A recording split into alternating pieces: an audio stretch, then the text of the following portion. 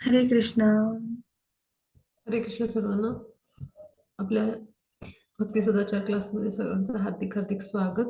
आता आपण नेहमीप्रमाणे गुरु प्रणाम मंत्र घेऊया, मंगलाचरण करूया आणि आजच्या अभ्यासाला सुरुवात करूया. ओम नमो भगवते वासुदेवाय. ओम नमो भगवते वासुदेवाय. ओम नमो भगवते वासुदेवाय. ओम अज्ञानतिमिरान्धस्य ज्ञानाञ्जनशलाकया चक्षुरुन्मिलितं येन तस्मै श्रीगुरुवे नमः. श्रीचैतन्यमनोभीष्टं स्थापितं येन भूतले स्वयं रूप कदा मह्यं ददाति स्वपदान्तिकं. वन्देऽहं श्रीगुरो श्रीयुतपदकमलं श्रीगुरुन् वैष्णवाञ्च श्रीरूपं साग्रजातं साग्ररघुनाथान्वितं तं सजीवं साद्वैतं सावधूतं परिजनसहितं कृष्णचैतन्यदेवं श्रीराधा कृष्णपादान् सगणललिता श्रीविशाखान्वितांश्च. हे कृष्ण करुणा सिन्धो दीनबन्धो जगत्पते गोपेश गोपिका कान्त राधाकान्त नमस्तुते. तप्त काञ्चन गौराङ्गी राधे वृन्दावनेश्वरी वृषभानुसुते देवी प्रणमामि हरिप्रिये. वाञ्छाकल्पतरुभ्यश्च कृपा सिन्धुभ्य एव च पतितानां पावनेभ्यो वैष्णवेभ्यो नमो नमः.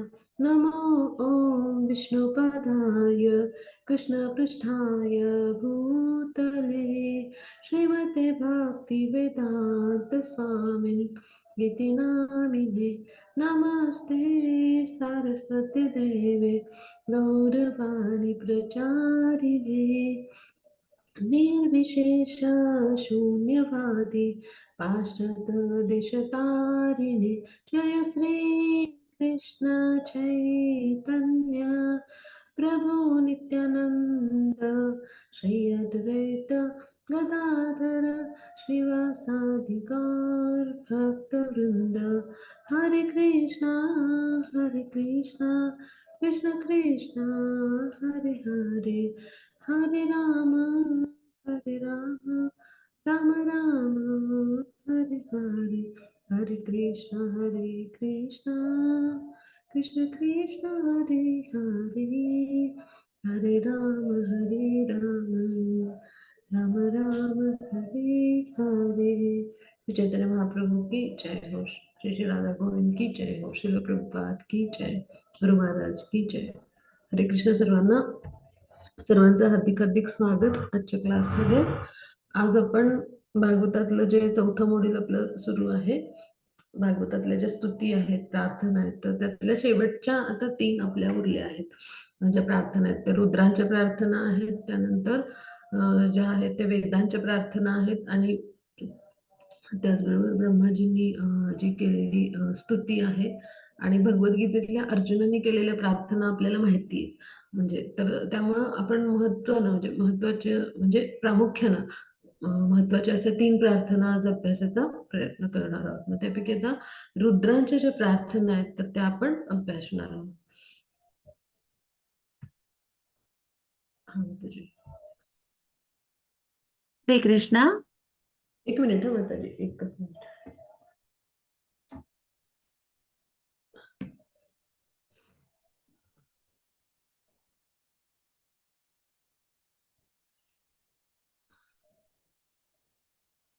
हा माताजी वाचा. हरे कृष्णा. यन्माया मोहितधियः पुत्रदारगृहादिषु उन्मञ्जन्ति निमज्जन्ति प्रसक्ता वृजिनार्णवे. हरे कृष्णा.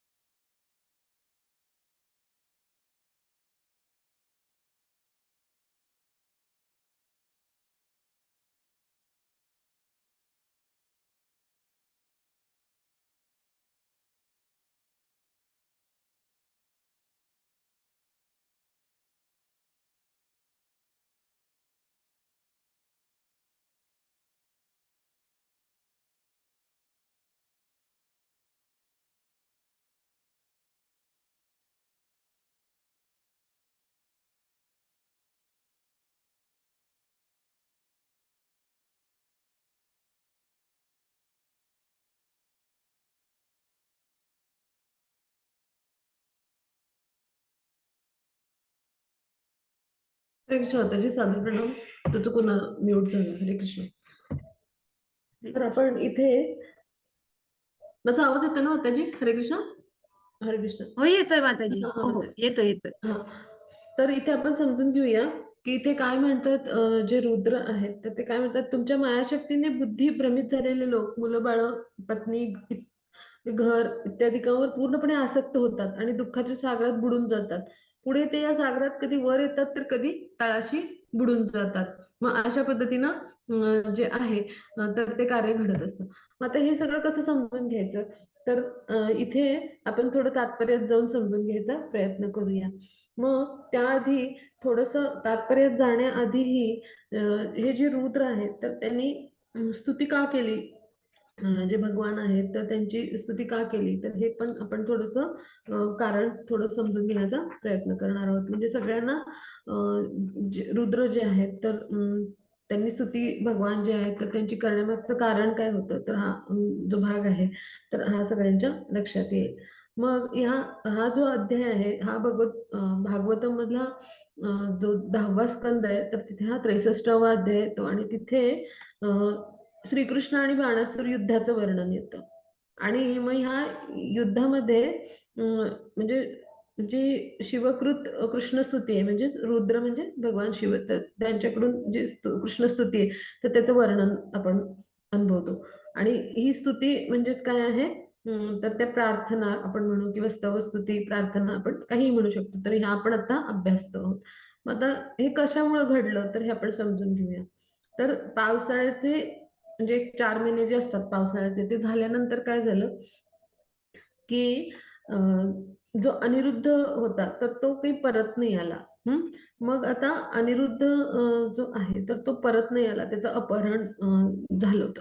मग श्रीकृष्ण जे आहेत तर म्हणजे म्हणजे त्यांची जी म्हणजे श्रीकृष्ण जे आहेत तर त्यांचे जे यदुवीर आहेत तर त्यांनी सगळ्यांनी काय केलं, मग एकत्रित यायचं ठरवलं. आणि मग त्यांनी बाणासूर जे आहे तर त्याच्या राजधानीला वेढा घातला. आता बाणासुराला सहाय्य करायला भगवान शंकर, कार्तिकेय आणि सिद्धयोगाचं श्रीकृष्ण जे आहेत, आणि म्हणजे म्हणजे जे भगवान श्रीकृष्ण आपण म्हणू, सिद्धयोगी म्हणजे तिथे विविध प्रकारचे जे असे होते योगी, तर त्यांच्या श्रीकृष्ण आणि बलराम यांच्याशी युद्ध करायला हे सगळे पुढे आले. मग आता बाणासूर जो आहे तो सात्यकीशी आणि बाणपुत्र सांबाशी युद्ध करायला लागला. म्हणजे बाणपुत्र जो होता म्हणजे बाणासूरचा जो मुलगा होता तर तो सांब म्हणून जो श्रीकृष्णाचा पुत्र आहे त्याच्याशी युद्ध करायला लागला. आणि बाणासूर जो राक्षस होता तो सात्यकीशी. मग सगळे देवदेवता हे सगळं युद्ध बघायला आकाशामध्ये एकत्र आले होते. आणि मग आता श्रीकृष्णांनी काय केलं की म्हणजे जे भगवान शिव होते त्यांच्या सैनिकांना शरवृष्टी केली त्यांनी आणि पळवून लावलं. आणि मग आता साक्षात म्हणजे शंकरांना पण संभ्रमित करून बाणासूर जे आहेत त्यांच्या सैन्याचा भगवान यांनी काय केलं, सगळा संहार करून टाकला होता. आणि मग प्रद्युम्न जो आहे श्रीकृष्णाचा मुलगा त्याच्या आक्रमणाने कार्तिकेय घायल झाला आणि तो रणांगणातून पळून गेला.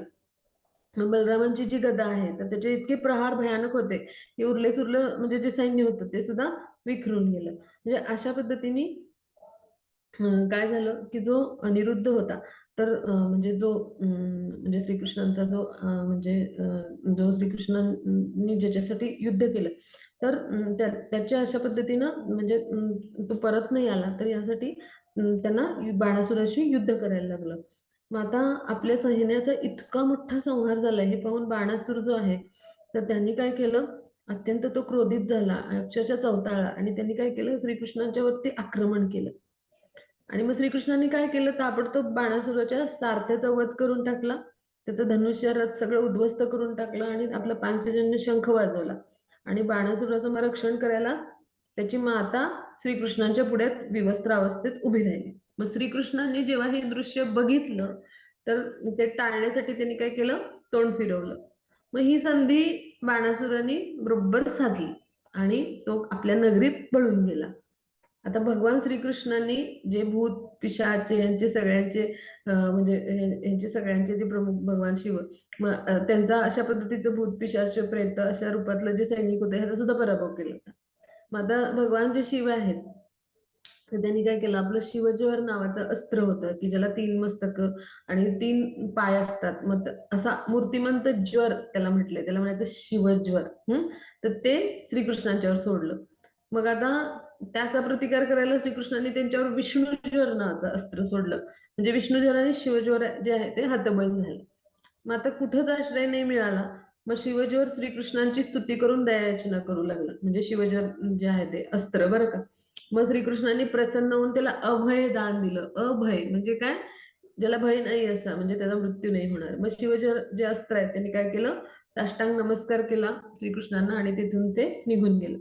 मग आता बाणासूर तोपर्यंत पुन्हा रणांगणावरती आला आणि त्यांनी काय केलं, त्याला असे भरपूर हात होते.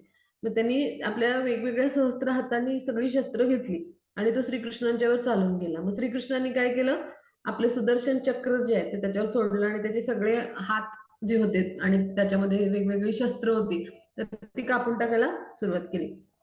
मग जेव्हा भगवान शिव जे आहेत तर त्यांनी काय केलं, मग तो जो बाण आहे त्याच्या रक्षणासाठी श्रीकृष्णांकडं याचना केली. मग ती त्यांनी मान्य केली श्रीकृष्णांनी. मग ते काय म्हणाले, बाणासूर जो आहे हा प्रल्हाद महाराज जे भगवानांचे खूप श्रेष्ठ असे भक्त आहेत, ह्यांच्या वंशात जन्माला आलाय आणि म्हणून मी त्याचा वध नाही करणार. पण त्याचा दुराभिमान नष्ट करण्यासाठी मी त्याचे केवळ 4च हात ठेवलेत. म्हणजे या बाणासुराला भरपूर सारे हात होते, ते सगळे कापून टाकले त्यांनी सुदर्शन चक्राने. आणि पृथ्वीचा भार नाहीसा करण्यासाठी मी त्याच्या सैन्याचा संहार केलाय. मग आता इथून पुढे तो वृद्धावस्था मृत्यू यांच्यापासून काय होईल तर मुक्त राहील आणि तुमच्या प्रमुख भक्तांपैकी एक बनेल. म्हणजे त्यांचा एक भक्त होता शिवजींचा बाणासूर हा. आणि मग आता बाणासुराने मग काय केलं, श्रीकृष्णांना दंडवत केलं. आणि मग जे उषा आणि अनिरुद्ध यांना त्यांनी काय केलं, श्रीकृष्णांच्या समोर आणलं रथात बसवून. मग हे जे नवपरिणित दाम्पत्य होते, आता अनिरुद्ध हे श्रीकृष्णांच्या अनेक पुत्रांपैकी एक पुत्राचं नाव आहे. आणि मग जी उषा आहे ती त्याची पत्नी. मग ह्यांना घेऊन जे म्हणजे हे जे नवविवाहित दाम्पत्य यांना घेऊन त्यांनी द्वारकेच्या दिशेनं प्रयाण केलं. मग द्वारकेत सगळ्यांनी त्यांचं खूप उत्तम प्रकारे स्वागत केलं, द्वारकेतले जे प्रजाजन होते. तर अशी थोडक्यात ही गोष्ट आहे. अगदी थोडक्यात मी ही सांगितली तर ह्याच्यामुळे आपल्याला सगळ्यांना लक्षात येईल की रुद्र म्हणजे भगवान शिव आहेत. मग त्यांच्या ज्या प्रार्थना आहेत तर त्या आपण समजून घेणार आहोत. मग आता अनिरुद्ध सुद्धा कसा होता, पराक्रमी होता, पण त्याला बंदिवासात टाकलं होतं बाणासुराने. आणि म्हणून मग श्रीकृष्ण जे आहेत तर ते त्यांनी काय केलं, आपले जे यदुवीर होते म्हणजे आपले जे सैनिक होते सगळे म्हणजे यदुवंशातले, त्या सगळ्यांना स्वतः घेऊन आणि आपली 12 अक्षौहिणी जी सेना आहे तर ती त्यांनी घेतली. आणि बलराम सगळे गेले, त्यांचे इतर जे पुत्र होते प्रद्युम्न, सात्यकी, गद, सांब, सारण, नंद, उपनंद, भद्र, सगळे सातवत असे सगळे वीर पण घेतले त्याच्यात. पुत्र पण होते, वीर पण होते, असे सगळे घेऊन त्यांनी बाणासुराच्या नगराला वेढा घातला आणि अशा पद्धतीनं अनिरुद्धची सुटका केली. मग आता हे जे तुंबळ रोमांचित असं म्हणजे करणारं असं जे युद्ध झालं, तर ते युद्धामध्ये काय काय झालं तर शंकरांचा पराभव झाला. त्यांना जे भगवान श्रीकृष्ण आहेत ते भगवान आहेत, ते त्यांना शरण जावं लागलं. मग त्यावेळेस त्यांनी ज्या प्रार्थना केल्या तर त्या आपण ह्या श्लोकाच्या माध्यमातून समजून घेतो आहोत. मग त्यापैकी हा पहिला जो श्लोक आहे तर त्याचा अर्थ काय आहे की तुम्ही मायाशक्तीने आमच्यासारखे म्हणजे बुद्धिभ्रमित झालेले लोक, मुलं बाळ, पत्नी, घर इत्यादीवर आसक्त असलेले जे लोक आहेत, तर हे सगळे जे लोक आहेत तर ह्यांना तुम्ही जाणता. म्हणजे आमच्यासारख्या लोकांना म्हणजे जे दुःखाच्या सागरात बुडून जातात, म्हणजे आपण आपलं जे भौतिक स्तरावरचं दुःख आहे त्याच्यात त्या सागरामध्ये बुडूनच गेलेलो असतो. कधी वर येतो तर कधी तळाशी जातो. म्हणजे काय आपल्या जीवनामध्ये सुख दुःख ही येतच राहतात. आणि हे भौतिक जीवन जे आहे तर इथं कसं आहे की पदापदावर म्हणजे प्रत्येक पावला पावलावर काय आहे तर वेगवेगळ्या विपदा आहेत. असंच आपलं भौतिक जीवन दुःखदायक आहे, म्हणून त्याला दुःखाचं सागर म्हटलंय.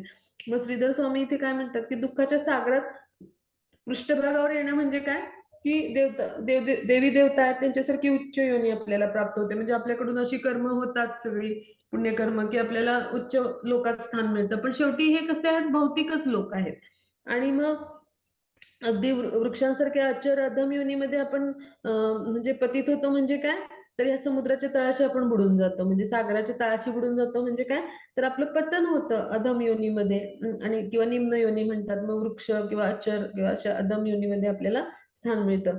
मग आता या सगळ्यातून आपण काय समजून घ्यायचं, तर वायुपुराणामध्ये याचा उल्लेख येतो की जीव जो आहे तो ब्रह्मदेवाच्या योनीपासून, सगळ्यांनी लक्षात ठेवा हे महत्वाचं आहे खूप, ब्रह्मदेवाच्या योनीपासून अचर जीवापर्यंत सगळ्या योनीपर्यंत भ्रमण करतो. म्हणजे आपण आतापर्यंत मनुष्य जन्मात येईपर्यंत ह्या सगळ्या योनीतून 84 लक्ष योनीतून भ्रमण केलंय पहा. म्हणजे अगदी ब्रह्मदेवापासून ते अचर म्हणजे सगळ्यात म्हणजे एक सेल किंवा एक पेशीचा जीव असलेला असा अमिबा म्हणजे अगदी छोटा असं, आणि अचर योनी म्हणजे सगळ्या सगळ्या आल्या त्याच्यात. तर अशा योनीतून आपण भ्रमण करत असतो. आणि मनुष्य जन्म का दुर्मिळ आहे, तर त्याच्यामध्ये फक्त 4 लाख मानव म्हणजे जाती आहेत, प्रजाती आहेत. बाकी सगळ्या 80 लाख ज्या काय आहेत ह्या सगळ्या अशा वेगवेगळ्या म्हणजे योनी आणि प्रजाती आहेत. म्हणजे पहा मनुष्य जन्म किती दुर्मिळ आहे म्हणजे, आणि किती दुर्लभ आहे. आणि त्यातही पुन्हा मनुष्य जन्म असा अनेक वेळा आपल्याला मिळाला पण असेल, पण आपण भक्ती केली असेल की नाही माहिती नाही. आणि त्यातही पुन्हा भक्ती मिळणं आणि भगवत भक्तांचं छायाचित्र मिळणं किंवा आपण गुरुचरणी जाऊन दीक्षित होणं म्हणजे केवढी मोठी गोष्ट आहे पहा. किंवा आपण इस्कॉन सारख्या संस्थेच्या माध्यमातून भगवान श्रीकृष्णांशी जोडले जाणं, आपल्या जीवावरती हरे कृष्ण महामंत्र येणं म्हणजे केवढी मोठी गोष्ट आहे पहा. म्हणजे ह्याच्यावरून आपल्याला समजू येईल की भगवान कृष्णांच्या कृपेविना काहीच शक्य होणार नाही. मग आता श्रील रूप गोस्वामी जे आहेत तर ते काय म्हणतात की बाणासुराला भगवान श्रीकृष्णांकडून अभय मिळवून देणे हा भगवान श्रीकृष्णांचा मूळ हेतू होता. आणि म्हणून त्यांनी काय केलं, भगवानांची स्तुती करायला सुरुवात केली. आणि म्हणून जे भगवान शंकर आहेत तर त्यांनी बाणासुराला त्याचा भगवानांच्याशी असलेला संबंध समजावून सांगितला होता. मग भगवान यांनी पण बाणावर दया करावी म्हणून त्यांनी कृपायाचना म्हणून हे जे हे जे स्तुती आहेत किंवा या ज्या प्रार्थना आहेत त्या केलेत. मग आता पुढच्या श्लोकावर जाऊया आपण. हा मग त्याचा पुढचा श्लोक घेऊया. हरे कृष्ण. देवदत्तमिमं लब्ध्वा नृलोकं जितेन्द्रियः यो नाद्रियेत त्वत्पादौ स शोच्यो यात्मवच्चकः. हरे कृष्ण. हरे कृष्ण. मग आता समजून घेऊया की साक्षात तुम्हा भगवंतांची भेट म्हणून प्राप्त झालेला मनुष्य जन्म लाभूनही जो मनुष्य इंद्रिय निग्रह करीत नाही आणि तुमच्या चरणांचा आदर करीत नाही, तो खरोखरच स्वतःची फसवणूक करणारा आणि कीव करण्यास योग्य असणारा असतो. तर पहा म्हणजे भगवान जे आहेत तर त्यांची भेट ज्याला मिळाली म्हणजे प्रत्यक्ष साक्षात भगवान ज्याच्या समोर प्रकट झाले, मग तो मनुष्य जर इंद्रिय निग्रह म्हणजे इंद्रियांचा संयम आपले जे 6 वेग आहेत तर त्यांना आपल्याला आवडता आलं पाहिजे. मग भगवान यांचं प्रत्यक्ष दर्शन होत असून सुद्धा जर एखाद्याला इंद्रिय निग्रह करता नाही आलं किंवा भगवान यांच्या चरणांशी जाऊनही त्यांचा जर आदर नाही करता आला, भगवान यांच्या चरण कमलाशी जाण्याचा योग म्हणजेच दुर्मिळ आहे. आणि त्यासाठी सुद्धा आपण अनेक जन्म वैष्णवांची सेवा करणं आवश्यक आहे, म्हणजे ती केलेली असणं आवश्यक आहे. आपल्यावर गुरुची कृपा होणं आवश्यक आहे. आणि मग गुरुकृपेने आपण भगवानांच्या चरण कमलांशी जाऊ शकतो. म्हणजे आपल्या जीवामध्ये म्हणजे आपल्यासारख्या बद्ध जीवामध्ये काही असं सामर्थ्य नसतं, कुठली पात्रता नाही किंवा कुठलीही शक्ती नाही की आपण भगवान श्रीकृष्णांच्या चरणकमलाशी जाऊ शकू. मग आपल्याला भगवान यांचे चरणकमल उपलब्ध होऊनही आपण जर इंद्रिय निग्रह केला नाही किंवा त्यांचा आदर नाही केला, भगवान यांच्या चरण कमलांशी आपल्याला स्थान मिळाले, तर तो मग व्यक्ती काय असेल स्वतःचीच फसवणूक करतो एक प्रकारे मायेमध्ये मोहग्रस्त होऊन भ्रमित होऊन, हो की नाही. आणि मग असा जो माणूस आहे मग त्याची कीव करावी तितकी थोडीच आहे, हो की नाही. म्हणजे असंच वास्तवात देखील घडतं की नाही. आपण कर्मी लोक जे पाहतो ते कशा पद्धतीने इंद्रिय तृप्ती करत असतात आपण पाहतो. वेगवेगळ्या आपल्या इच्छा ज्या आहेत वासना पूर्ण करण्यामध्ये गुंतलेले असतात.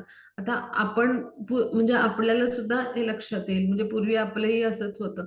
पण आता आपण हे समजू शकतो की आपल्या समाजात आजूबाजूला कशा पद्धतीनं कर्मी लोक आहेत आणि आपण भक्तीमध्ये आपण आल्यावर आपल्याला या गोष्टी कळायला लागल्या आणि मग आपण काय केलं पाहिजे, भगवान यांच्याशी आपला काय संबंध आहे हे आपल्या लक्षात आलं, हो की नाही. मग असंच घडतं मायेमध्ये मोहग्रस्त होऊन किंवा आपण भ्रमित होऊन. मग हे सगळं जे आहे तर हे कीव करण्यासारखं जीवन आहे, पशुवत जीवन आहे. आणि ह्यासाठी भगवान शिव जे आहेत ते अशा पद्धतीने आपली भूमिका मांडतात. म्हणजे काय की इथे भगवान शिव जे आहेत ते त्यांनी भक्ती मार्गाचे स्वीकारत नाहीत आणि इंद्रिय तृप्तीच करत राहतात. हे भौतिक जीवनामध्ये मोहग्रस्त होऊन म्हणजे इंद्रिय तृप्तीमध्येच जे रममाण झालेले असतात, तर त्यांची इथे काय केली आहे, निंदा केली आहे भगवान शिवांनी. हे आपण लक्षात ठेवू. तर पुढे जाऊ आपण. थांबा, त्याची पुढचा श्लोक घेऊया. हरे कृष्ण. यस्त्वा विसृज्यते मर्त्य आत्मनं प्रियम् ईश्वरं विपर्य विपर्ययेन्द्रियार्थार्थ विषामि विषम इत्यामृतं यत्यजन्. हरे कृष्णा. हरे कृष्ण. मग आता इंद्रिय विषयांची तृप्ती करून घेता यावी म्हणून जो मनुष्य स्वतःचा आत्मा, प्रिय मित्र तथा प्रभू असणाऱ्या तुमचा त्याग करतो, तो अमृत त्यागून विषभक्षण करीत असतो. कारण इंद्रिय विषयांचे स्वरूप सर्वथा विपरीत असते.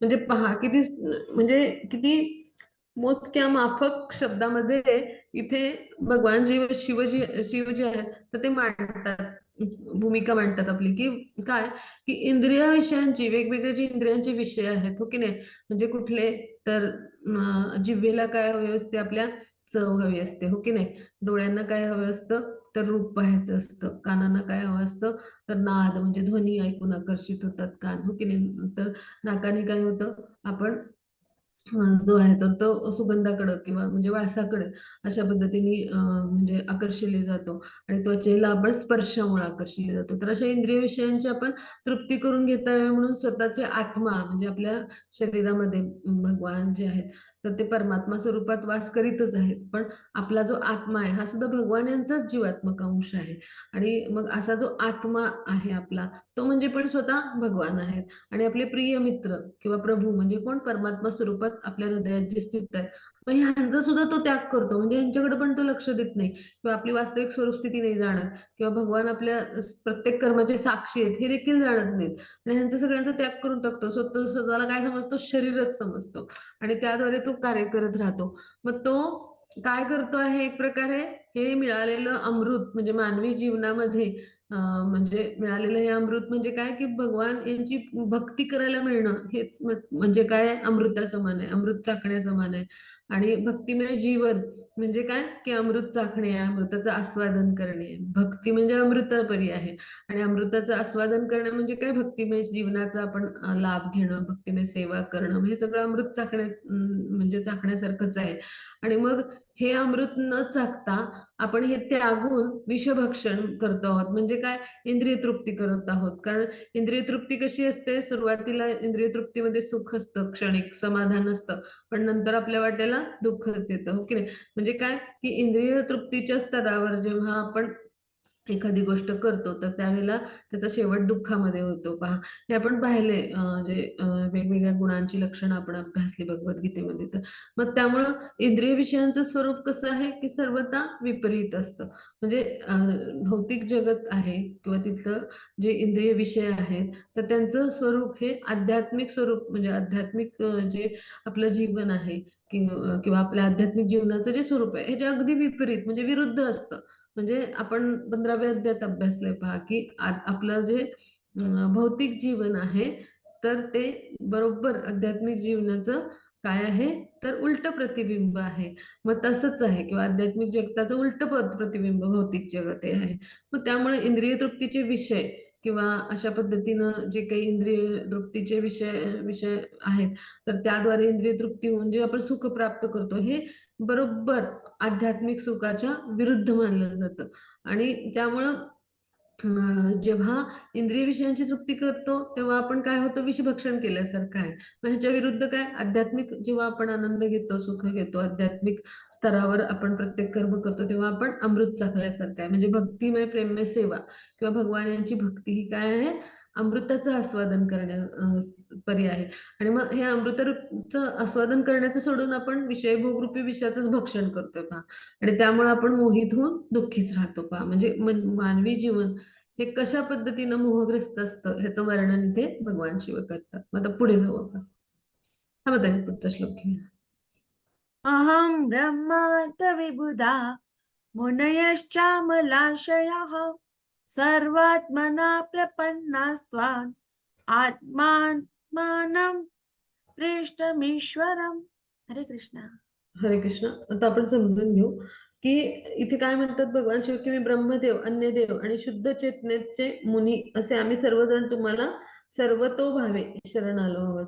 म्हणून त्यांनी काय म्हटलंय की आत्मानाम प्रेष्ठम ईश्वरम, म्हणजे की आम्ही सगळे तुम्हाला सर्व आत्मना असं म्हटलंय, म्हणजे सर्वतोभावे आम्ही तुम्हाला शरण आलोय.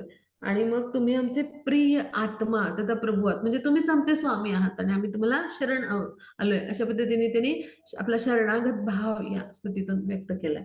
आता पुढच्या श्लोकावर जाऊ. हा माताजी. हरे कृष्णा.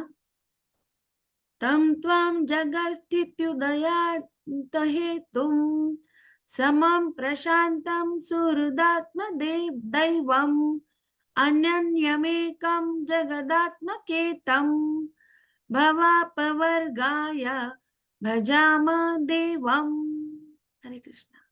हरे कृष्ण. आता आपण समजून घेऊ की भौतिक जीवनाच्या बंधनातून मुक्त होण्यासाठी आम्ही तुम्हा भगवंतांची आराधना करतो. तुम्ही या जगताच्या उत्पत्ती पालन लयास कारण आहात.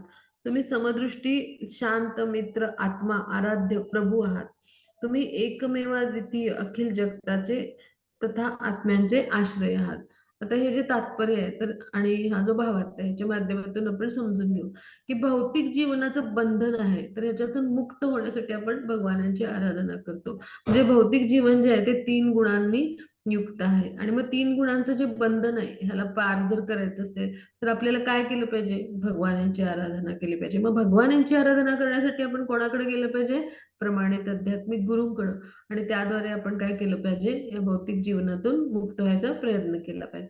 मग आता ह्या भौतिक जीवनात कसं आहे तर आपण जाणून घ्या. हे भौतिक जगत कसं आहे की याचं उत्पत्ती किंवा पालन किंवा लय हे सगळं भगवान यांच्यामुळेच होतं, हो की नाही? भगवान यांचे गुणावतार आहेत ना, ब्रह्मा विष्णू महेश, मग यांच्या माध्यमातून हे घडतं. मग आता तुम्ही कसे आहात तर समदृष्टी, म्हणजे भगवान कसे आहेत तर समदृष्टी असलेले आहेत. आणि मग कसे आहेत? शांत मित्र आत्मा किंवा आराध्य, म्हणजे भगवान जे आहेत तर ते कसे आहेत? प्रत्येकाचे मित्र किंवा प्रत्येकाचे काय आहे, प्रत्येकाच्या शरीरामध्ये ते आत्मस्वरूपात सुद्धा उपस्थित आहेत. प्रत्येकाचे एक परमात्मा स्वरूपात परोपकारी मित्र, हितकारक असे मित्र, प्रत्येकाचे हित साधणारे असे कोण सर्वश्रेष्ठ मित्र असे कोण असू शकतात? भगवानच असू शकतात. आराध्य म्हणजे ज्यांची आपण सेवा करतो स्वामी समजून, तर असे आराध्य असे प्रभू म्हणजे जे आपल्याला मुक्ती देणारे आहेत. आपल्यासारखे बद्ध जीवांना त्यांना प्रभू म्हटलं जातं. असे भगवान एकमेव आहेत आणि ते अखिल अखिल जगताचे, म्हणजे हे जे अखिल भौतिक जगत आहे तर इथले ह्या जगतातले जे काही जीवात्मे आहेत तर त्यांच्या सगळ्यांचे आश्रयाचे एकमेव कारण म्हणजे कोण आहेत? भगवान आहेत. म्हणजे भगवान हेच आपल्या सगळ्यांचे खरे म्हणजे मित्र असतात किंवा परोपकारी मित्र आपण जो आहे तर त्यांना म्हणजे ते जे आहेत तर ते भगवान यांना म्हटले. म्हणजे 5.29 मध्ये भगवद्गीतामध्ये येतो बघा श्लोक हा, हो की नाही? तर तिथे काय म्हणलंय की भगवान जे आहेत तर ते आपले कसे आहेत? परोपकारी मित्र आहेत आपल्या सगळ्यांचे. आणि मग त्यामुळे काय आहे की ज्याला कुणाला हे सत्य जाणून घ्यायचंय की आपण कोण आहोत, भगवान कोण आहेत, म्हणजे आपण शरीर आहोत की आत्मा आहोत आणि भगवान यांच्याशी आपलं नातं काय आहे. मग मनुष्याला जे आहेत अशा पद्धतीचं जे काही ज्ञान आहे किंवा जी बुद्धी आहे हे भगवानच प्रदान करतात. भगवद्गीतेमध्ये आपण अभ्यासलं पहा 15.15 मध्ये सर्वस्य चाहम हृदि सन्निविष्टो हा जो श्लोक आहे तर त्यामध्ये म्हणजे सगळं काही म्हणजे जे काही कर्म करायची बुद्धी आहे ते भगवान देतात. ज्या कशाचं विस्मरण होणं आवश्यक आहे त्याचं म्हणजे विस्मरण करण्यासाठी सुद्धा भगवानच आपल्यासाठी योजना करतात किंवा आपल्याला एखाद्या गोष्टीचं कर्म करण्यासाठी ज्ञान आवश्यक आहे ते ज्ञान प्रदान करण्याचं कार्य सुद्धा भगवानच करतात. म्हणजे सर्व काही भगवानच करत असतात. आणि अशा पद्धतीनं वेदांच्या माध्यमातून भगवान यांना जाणण्याचं जे आपल्या मानवी जीवनाचं उद्देश आहे मग ते सुद्धा जाणण्यासाठी वेदांचं संकलन करणारे कोण आहेत? वेदव्यास आहेत की जे भगवान यांचाच अवतार आहे. अशा पद्धतीनं जे काही आहे आपल्यासाठी या भौतिक जगतामध्ये ते सगळं भगवानच प्रदान करत असतात. आणि मग म्हणून इथे काय म्हटलंय की असे भगवान जे आहेत तर ते समदृष्टीनी असतात प्रत्येकाच्या बाबतीत. म्हणजे काय की भगवान यांना आपल्यासारखे जे बद्ध जीव आहेत तर ते समान स्तरावर असतात. ते सर्वांशी भगवान यांचा जो आहे, तर ते प्रेमाचं आदान-प्रदान जे असतं ते तितक्याच तीव्रतेनं असतं, तितक्याच प्रेमाने असतं, तितकेच करुणादायी असतात भगवान, तितकेच दयाळू असतात. भगवान असं पक्षपात नाही करत कोणावर. म्हणजे तर भगवान जे आहेत, तर ज्याची जशी भक्ती तर त्यानुसार ते काय करत असतात, तर त्याच्या भक्तीच्या प्रकारावरून किंवा भक्तीच्या स्तरानुसार त्याच्याशी प्रेमाचं आदान-प्रदान करत असतात. जसा जसा भाव आपण म्हणतो ना, भाव तसा देव किंवा येथा ते काय श्लोक जो आहे ये यथा मां प्रपद्यन्ते असा एक श्लोक येतो पहा. तास तथैव भजाम्यहम् असा एक श्लोक येतो. म्हणजे जसं आपण म्हणजे भगवान यांना ज्या भावाने शरण जातो त्यानुसार भगवान जे आहेत तर ते आपल्याला काय देतात? फळ देत असतात. मग जसं तुमचा भाव त्यानुसार भगवान जे आहेत तर ते आपल्यावर कृपा करत असतात. पण भगवान कोणाबाबतीत पक्षपात नाही करत. जसं पाऊस सगळीकडे सारखाच पडतो, हो की नाही? असं नाही होत की एकीकडे खूप पडला, मग एकीकडे म्हणजे एकीकडे एका शेतात खूप पडला, मग एका निर्झरामध्ये खूप कमी पडला, मग एखाद्या घरावरच पडला, असं नाही होत. सगळीकडे समान म्हणजे जे आहे तर ती पर्जन्यवृष्टी होत असते.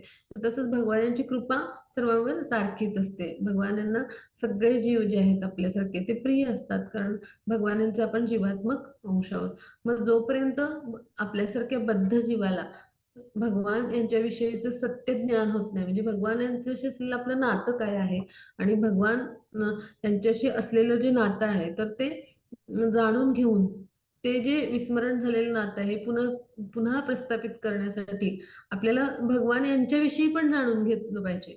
मग हे सगळं जे आपल्या म्हणजे जीवनाचं सत्य जे आहे म्हणजे मानवी जीवनाचं हे सगळं सत्य जेव्हा म्हणजे एखाद्या जीवाला समजतं, आपली वास्तविक स्वरूप स्थिती काय आहे, भगवान यांच्याशी आपला काय संबंध आहे आणि भगवान यांच्याविषयीचं ज्ञान जीवाला आपल्याविषयीचं ज्ञान, भौतिक प्रकृतीविषयीचं ज्ञान आणि ह्या इथे हे सगळं कसं घडतं, ह्या सगळ्याविषयीचं ज्ञान, हे सगळं ज्ञान येणं म्हणजे सत्याचं परिपूर्ण ज्ञान होणं.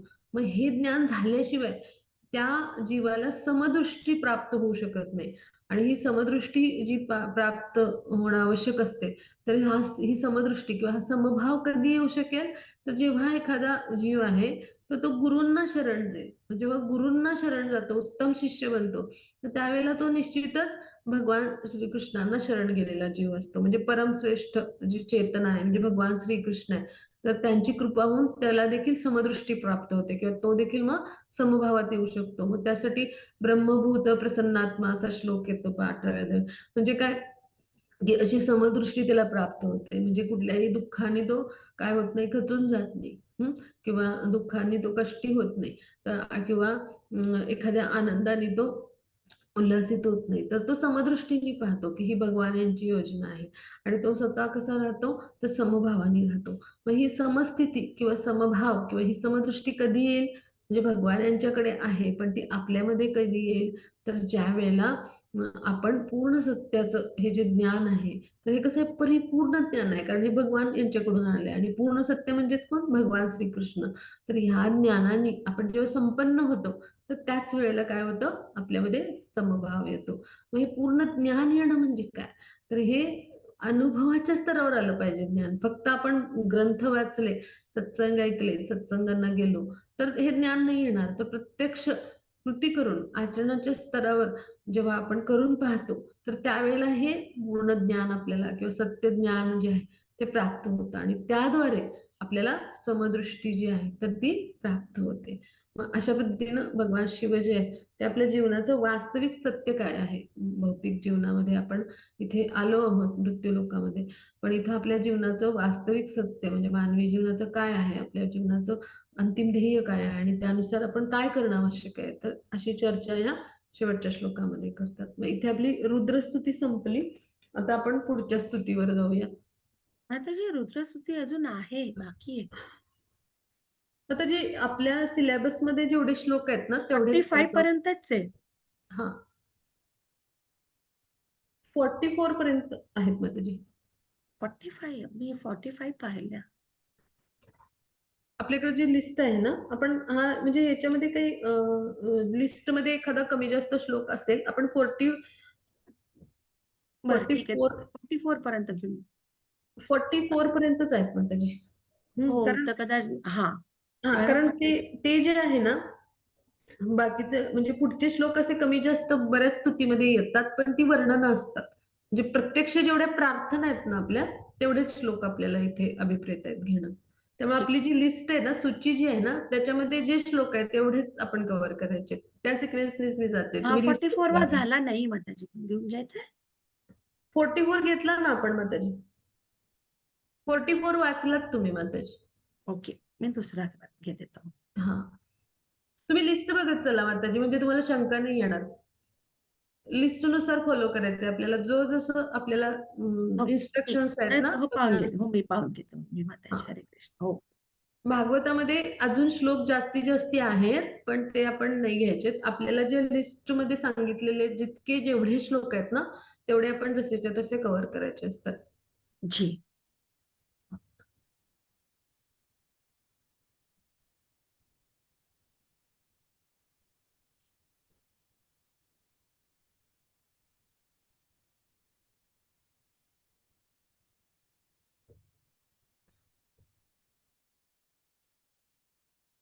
माताजी 22वा श्लोकापासून आहे. वेद स्तुती आहे ही. माताजी दिसतीये का आपल्याला?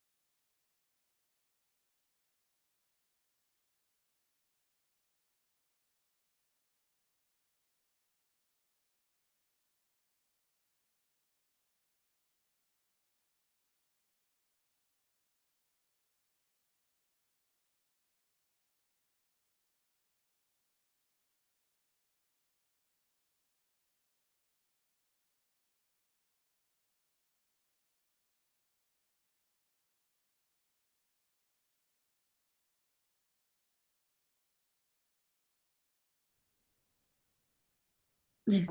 हरे कृष्ण. हरे कृष्ण. दूरवगमात्मतत्त्वनिगमाय तवात्तनो चरितमहामृताब्धि परिवर्त परिश्रमणाः न परिलशन्ति केचिदपं वर्गमपीश्वरते चरणसरोजहंसा कुलसङ्गविसृष्टगृहाः. हरे कृष्ण. हरे कृष्ण. आता आपण इथून समजून घेऊया श्लोकाच्या माध्यमातून. तर इथे जे आता वेद आहेत, जर म्हणजे जे वेद आहेत तर त्यांनी स्तुती केली आहे भगवान यांची. तर जे वेद आहेत तर ते भगवान यांची वाणी आहेत. म्हणजे जे वेद आहेत तर ते भगवान यांच्या वाणीतून प्रकट झाले. म्हणजे भगवान यांची वाणी म्हणजे वेद आहेत व भगवान यांच्यापासून ते अभिन्न आहेत. जरी वाणी असेल तरी, म्हणजे जिथे भगवान यांची जी वाणी आहे आणि भगवान यांच्यामध्ये जे आहे तर तो काही भेद नाहीये. भगवान यांचं म्हणजे जे काही प्रत्येक गोष्ट आहे, जे इंद्रिय आहे किंवा भगवान यांच्यापासून निर्माण होणारी जी गोष्ट आणि भगवान ही काही वेगळी नाहीये. तर जिथं जिथं भगवान यांचा उल्लेख होतो किंवा जिथं जिथं भगवान म्हणजे जे आहेत तर त्यांच्याविषयी बोललं जातं, तिथं भगवान स्वतः उपस्थित असतात त्यांच्या पूर्ण परिपूर्ण अशा रूपामध्ये. मग त्यामुळे भगवान यांची जरी वाणी असेल तरी जे वेद आहेत हे भगवान यांचंच एक प्रकारे रूप आहे. मग आता हे जे वेद आहेत तर हे भगवान यांची जी आहे तर ते स्तुती करतायत आणि ती खूप सुंदर स्तुती आहे आणि ती आपण आज अभ्यासणार आहोत. तर जे वेद आहेत तर ती कशा पद्धतीनं स्तुती करतात भगवान यांची, तर ते आपण जो 10व्या स्कंदातलं 87 अध्याय आहे तर तिथे वेद स्तुती म्हणून तो अध्याय आहे. तर त्या माध्यमातून आपण त्यातले काही श्लोक आहेत. आता भागवतामध्ये काय आहे, असे स्तुतीचे भरपूर सारे श्लोक आहेत आणि पुन्हा पुन्हा ते स्तुतीपर म्हणजे एखादा जो भक्त असतो तो म्हणजे पूर्णतः भावुक होऊन ती स्तुती सुमनं जी असतात तर ती भगवत चरणी अर्पण करत असतो. म्हणजे असे श्लोक असतात जे पुन्हा पुन्हा आहेत किंवा रिपिटेशन, तर ते आपल्या स्तुतीमध्ये नाही आहेत सिलेबसमध्ये. म्हणजे जे प्रामुख्याने त्या त्या स्तुतीतले जे श्लोक आहेत अति महत्वाचे, तर तेवढे स्तुतीमध्ये आपल्या जे आहेत तर ते समाविष्ट केले गेलेले आहेत. तर तेच आपण अभ्यासणं अपेक्षित आहे. मग आता जे श्लोक आहेत तर ते आपण 21 ते ह्या अध्यायातले म्हणजे 21 पासून आपण 41 पर्यंत अभ्यासणार आहोत. मग तिथे आता जे मूर्तिमंत वेद आहेत तर ते भगवान नारायणांचं जे साकार आणि निराकार रूप आहे तर त्यांची स्तुती जे आहे तर ते मूर्तिमंत वेद हे करतात. मग आता हे जे वेद आहेत तर ते कशा पद्धतीने स्तुती करतात तर हे सगळं आपण समजून घेणार आहोत. मग आता वेदमूर्तींनी भगवान नारायणांची स्तुती कशी केली हे कोणी कोणाला सांगितलं, तर हे एकदा सनंदन म्हणजे 4 कुमारापैकी जे सनंदन आहेत तर त्यांच्याकडे हे प्रश्न जे आहेत तर ते जनलोकामध्ये म्हणजे वेगवेगळे जे लोक आहेत, जन, तप, मही हे जे लोक आहेत ना ब्रह्मलोकाच्या पाठोपाठ म्हणजे ब्रह्मलोक हा सर्व म्हणजे सर्वात उंच असा लोक. मग त्याच्या खाली म्हणजे हे वेगवेगळे लोक जे आहेत म्हणजे तर ह्या ग्रहलोकापैकी जनलोकामध्ये कोणाचं स्थान आहे तर ऋषी मुनी असे उच्च कोटीचे जे आत्मे आहेत म्हणजे जर ते निवास करत असतात. मग तिथे भगवान यांच्याविषयी जे आहेत तर ते प्रश्न विचारले त्या ऋषीमुनींनी जे सनंदन कुमार आहेत त्यांना.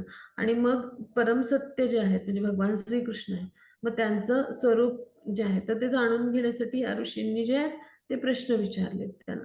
आणि मग त्यावेळेला जे सनंदन आहेत कुमार तर त्यांनी वेदमूर्ती म्हणजे वेद जे आहेत तर त्यांनी भगवान नारायणांची कशी स्तुती केली तर ही सगळी स्तुती जी आहे तर ही स्तुती त्यांनी सर्वांना म्हणून दाखवली होती आणि ते ऐकून त्या जनलोकातले सगळे निवासी तृप्त झाले अगदी. आणि म्हणून त्यांनी सनंदन कुमार जे आहेत तर त्यांची पूजा केली.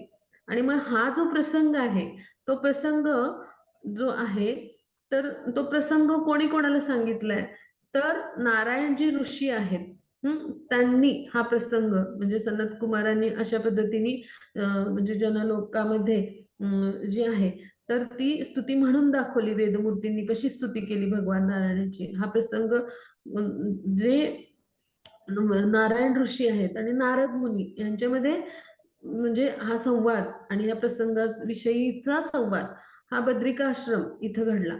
आणि तिथं त्यांच्यामध्ये जो संवाद झालाय हा शुकदेव गोस्वामी जे आहेत तर त्यांनी परीक्षित महाराजांना त्यांनी आता बरेच प्रश्न विचारले होते परीक्षित महाराजांनी शुकदेव गोस्वामींना तर त्यांना हा सांगितलंय. म्हणजे वेदामधली जी वर्णनं आहेत तर त्यांचा भौतिक जगाशी संबंध आहे म्हणजे तर मग आता ब्रह्मस्वरूप म्हणजे कसं त्रिगुणातीत आहे आणि मग हे वेदांमध्ये कसं वर्णन आहे भगवान यांचं हा प्रश्न जो आहे तो परीक्षित महाराजांनी जो शुकदेव गोस्वामींना विचारला. तर त्याचं उत्तर देताना त्यांनी सगळ्यात पहिल्यांदा काय सांगितलं की हा प्रसंग आणि याचा संवाद या प्रसंगाचा नारायण ऋषी आणि नारद मुनी यांच्यामध्ये बद्रिकाश्रम मध्ये घडला. मग तो काय घडला प्रसंग तर जनलोकामध्ये जे आहेत ते ह्या 4 कुमारापैकी सनंदन कुमार गेले. मग त्यांना ह्या ऋषीमुनींनी प्रश्न विचारले की परम सत्याचं स्वरूप कसं आहे हे आम्हाला जाणून घ्यायचं आहे. आणि मग ते जाणून घेण्यासाठी वेद मूर्तींनी कशी भगवान नारायणची स्तुती केली ही सनंदन कुमारांनी स्तुती म्हणून दाखवली. आणि मग ती जी स्तुती आहे तर ती म्हणून दाखवलेला तो प्रसंग जो आहे तो नारायण ऋषींनी जेव्हा नारद मुनींना सांगितला बद्रिकाश्रमामध्ये ते ऐकून ते अत्यंत आनंदित झाले. मग त्यांनी हीच स्तुती वेदव्यासांना पण सांगितली. आता वेदव्यासांचे गुरु कोण आहेत नारद मुनी आणि अशा पद्धतीनं आपल्याला ती भागवतामध्ये त्यामुळं म्हणजे ती आपल्याला ऐकायला मिळते. का तर वेदव्यासांना त्यांचे गुरु नारद मुनींनी ही स्तुती सांगितल्यामुळं भागवतामध्ये वेदस्तुती या अध्यायामध्ये त्याचा समावेश केलाय पहा. म्हणजे व्यासमुनींनी त्यामुळं ती वेदस्तुती जी आहे तर ती भागवतामध्ये सुद्धा मांडली आपल्या गुरुंकडून ते ज्ञान प्राप्त करून. मग आता ही जी स्तुती आहे त्याची पार्श्वभूमी आपल्याला सगळ्यांना लक्षात आली. मग आता इथे पहिला श्लोक जो माताजींनी वाचला तर त्याचा अर्थ आपण समजून घेऊ. तर ते काय म्हणतात की हे प्रभो दुर्गम आत्मतत्वाच्या विज्ञानाचा प्रसार करण्यासाठी तुम्ही व्यक्तिगत रूपात प्रकट होत असता. या रूपात तुम्ही अनेक सुंदर लीला प्रदर्शित करता. या लीलारूपी महासागरात खोलवर अवगाहन करून काही भाग्यवंत भगवत बंधनाच्या श्रमातून मुक्त होतात. ते दुर्मिळ लोक मोक्षाची उपेक्षा करीत घरसंसाराच्या सुखाचा त्याग करू शकतात, कारण तुमच्या चरणी हंसाप्रमाणे रमण करणाऱ्या भक्तांचा संग त्यांना लाभलेला असतो. आता ह्याचा भावार्थ जो आहे तर थोडासा गंभीर आहे, तर आपण सोप्पा करून समजून घेऊया. म्हणजे काय की जे स्मार्त ब्राह्मण आहेत किंवा निर्विशेषवादी म्हणजे मायावादी आपण ज्यांना म्हणतो, तर ते भक्तियोगाला कमी लेखायचा प्रयत्न करतात आणि मग भगवान यांच्या प्रती भक्तिभाव किंवा भाव जे असतात लोक, तर त्यांच्यासाठी म्हणजे जे कठोर व्रत म्हणजे पालन करणं किंवा ज्ञान संपादन करण्याची जे काय आहे, तर ती परिपक्वता नाही, अशा पद्धतीने ते त्या लोकांना कमी लेखतात. म्हणजे काय, की हा जो श्लोक आहे हा श्रुती म्हणजे आपण जे श्रवण करतो, हं, तर श्रुती म्हणजे स्मृती आणि श्रुती. तर श्रवणाद्वारे जे ज्ञान प्राप्त करतो वेदातलं त्याला श्रुती म्हणायचं. तर त्यांनी भक्तिमय सेवेच्या जी सर्वोत्कृष्टता आहे, तर त्याची घोषणा करण्यासाठी हा वरील श्लोक मांडलाय. म्हणजे काय, की अशा पद्धतीचे जे लोक असतात, तर ते स्वतःला म्हणजे हे जे गर्विष्ठ असे निर्विशेषवादी, निराकारवादी लोक असतात, ते स्वतःची मक्तेदारी समजतात. आत्मतत्वाचं जे विज्ञान आहे म्हणजे भगवत भक्तीचं हे विज्ञान आहे किंवा ह्याला आपण म्हणू की आत्मा आणि परमात्मा ह्यांच्याविषयीचं म्हणजे त्याला म्हणायचं आत्मतत्वाचं ज्ञान. आत्मतत्व काय आहे, भगवत तत्व काय आहे, हे आपण त्यातनं जाणून घेतो. म्हणजे हे थोडक्यात आध्यात्मिक ज्ञान आहे किंवा आध्यात्मिक विज्ञान आहे. तर हे समजण्यासाठी ज्यावेळेला आपण प्रयत्न करतो, तेव्हा असे जे गर्विष्ठ निराकारवादी आहेत, ते स्वतःची मक्तेदारी इथे सिद्ध करायला बघतात किंवा स्वतःला खूप म्हणजे मक्तेदारी स्वतःची इथे सिद्ध करतात. म्हणजे किंवा स्वतःला खूप लायक समजतात आणि ते भक्ती योगी जे असतात किंवा भक्तिमार्गी जे लोक असतात ना, तर त्यांना म्हणजे आपल्यापेक्षा कमी समजतात. कारण ते म्हणतात यांची काही तेवढी पात्रता नाही, यांच्यामध्ये तेवढं ज्ञान संपादन करण्याची परिपक्वता नाही. म्हणजे भक्तियोग खरं तर म्हणजे काय आहे, की आत्मतत्वाचा अभ्यास आहे. म्हणजे आपण आत्मतत्वाच्या स्तरावर आपण स्वतःला जाणतो आणि प्रत्येक जीवामध्ये, प्रत्येक योनीमध्ये हं, त्याचं शरीर जे आहे, तर त्याच्याकडे न पाहता आपण तिथं एकसारखं आत्मतत्व पाहतो आणि त्यामुळे सर्वांशी आपण प्राणिमात्रांशी म्हणजे सगळ्या प्रेमाने वागतो. मग हाच तर भक्तियोग आहे. प्रत्येकामध्ये आपण आत्मतत्वाच्या स्तरावर प्रत्येक जीवाला पाहायचंय आणि प्रत्येकाच्या हृदयामध्ये उपस्थित जो परमात्मा आहे, तर त्यांना आपण पाहायचंय. मग हाच तर भक्तियोग आहे. म्हणजे परमात्मा स्तरावर पाहणं आणि आत्मतत्वाच्या स्तरावर आपण पाहणं, म्हणजे अशा 2 पद्धतीने आपण पाहू शकतो. मग ह्या दृष्टीने पाहणं म्हणजे काय आहे, भक्तियोगाचं एक प्रकारे आचरण आहे. मग आता हे जर एखाद्या भक्तियोग्याला जमत असेल, तर तो कसं काय बरं ह्या सगळ्यांपेक्षा अपात्र असेल? बिलकुल नाही, हो की नाही? आणि असं असताना देखील हे काय करतात, की हे निर्विशेषवादी, निराकारवादी, मायावादी सगळे आले त्याच्यामध्ये. हे भक्तियोगी जो साधक आहे, तर त्याला कमी लेखतात आणि आपली स्वतःची मक्तेदारी गर्विष्ठपणे सिद्ध करायचा प्रयत्न करतात. मग श्रुतींनी काय ठाम मत मांडले, की असं नाहीये, भक्तियोगी हाच सर्वश्रेष्ठ आहे का? तर तो आत्मतत्वाचाच तो अभ्यास करत असतो खरं तर. त्यामुळे ह्यापेक्षा तो कनिष्ठ किंवा कमी दर्जाचा बिलकुल नाहीये. तर तो तितकाच योग्य आणि किंबहुना त्याहूनही श्रेष्ठ आहे. कारण तो भगवान यांची आत्मतत्वाच्या स्तरावर सेवा करतो आणि त्या आत्मतत्वाच्या स्तरावर केलेली सेवा आपल्याला भगवत धामाला घेऊन जायला कारणीभूत ठरते. हे जे निर्विशेषवादी, मायावादी हे काय करतात? ते सेवेच्या स्तरावर येतच नाहीत. ज्ञानयोगामध्ये ते उन्मत्त होतात आणि त्यामुळं ज्ञानयोगाच्या स्तरावर असल्यामुळं ते जे आहेत ते स्वतः म्हणजे मी कुणीतरी भगवान यांच्यासारखाच असं समजू लागतात. म्हणजे तिथे सेवाभाव नाहीये आणि जोपर्यंत मनुष्य सेवेच्या स्तरावर येत नाही, म्हणजे मी स्वतःच ब्रह्म आहे. असं ते मानतात आणि त्यामुळे सेवेच्या स्तरावर न आल्यामुळं त्यांना जी मुक्ती मिळते ती आंशिकच मुक्ती मिळते. ब्रह्मज्योतीमध्ये विलीन होणं ही आंशिक मुक्ती झाली. पण जर एखाद्याला म्हणजे जे आहे तर ते भगवत धामाची प्राप्ती करायची. हं. तर असा असा जो कोणी आहे तर त्याला काय करावं लागेल? भगवान यांना शरण जाऊन त्याची भक्तिमय प्रेममय सेवा करायला लागेल. म्हणजे आत्मतत्वाच्या स्तरावर शरण जाऊन, आत्मतत्वाच्या स्तरावर जेव्हा एखादा शरण जातो, तेव्हाच तो काय करेल? भक्तिमय प्रेममय सेवा करेल. अन्यथा सेवेच्या स्तरावर कोणी येणारच नाही. आणि जोपर्यंत सेवेच्या स्तरावर येत नाही तोपर्यंत शरणभाव हा येतच नाही. आणि जोपर्यंत शरणभाव नाही तोपर्यंत तुम्ही भगवान यांचे आपण नित्य दास आहोत, सेवक आहोत, त्या भावामध्ये कधी येणारच नाही. आणि ह्यासाठी भक्ती योग जो आहे तर त्याचं आचरण करण्यासाठी आपल्याला वेदांमध्ये जिथे तिथे पहा सल्ला दिला जातो. पहा भक्ती योगावरती पूर्ण एक अध्याय आहे भगवद्गीतेमध्ये, हो की नाही?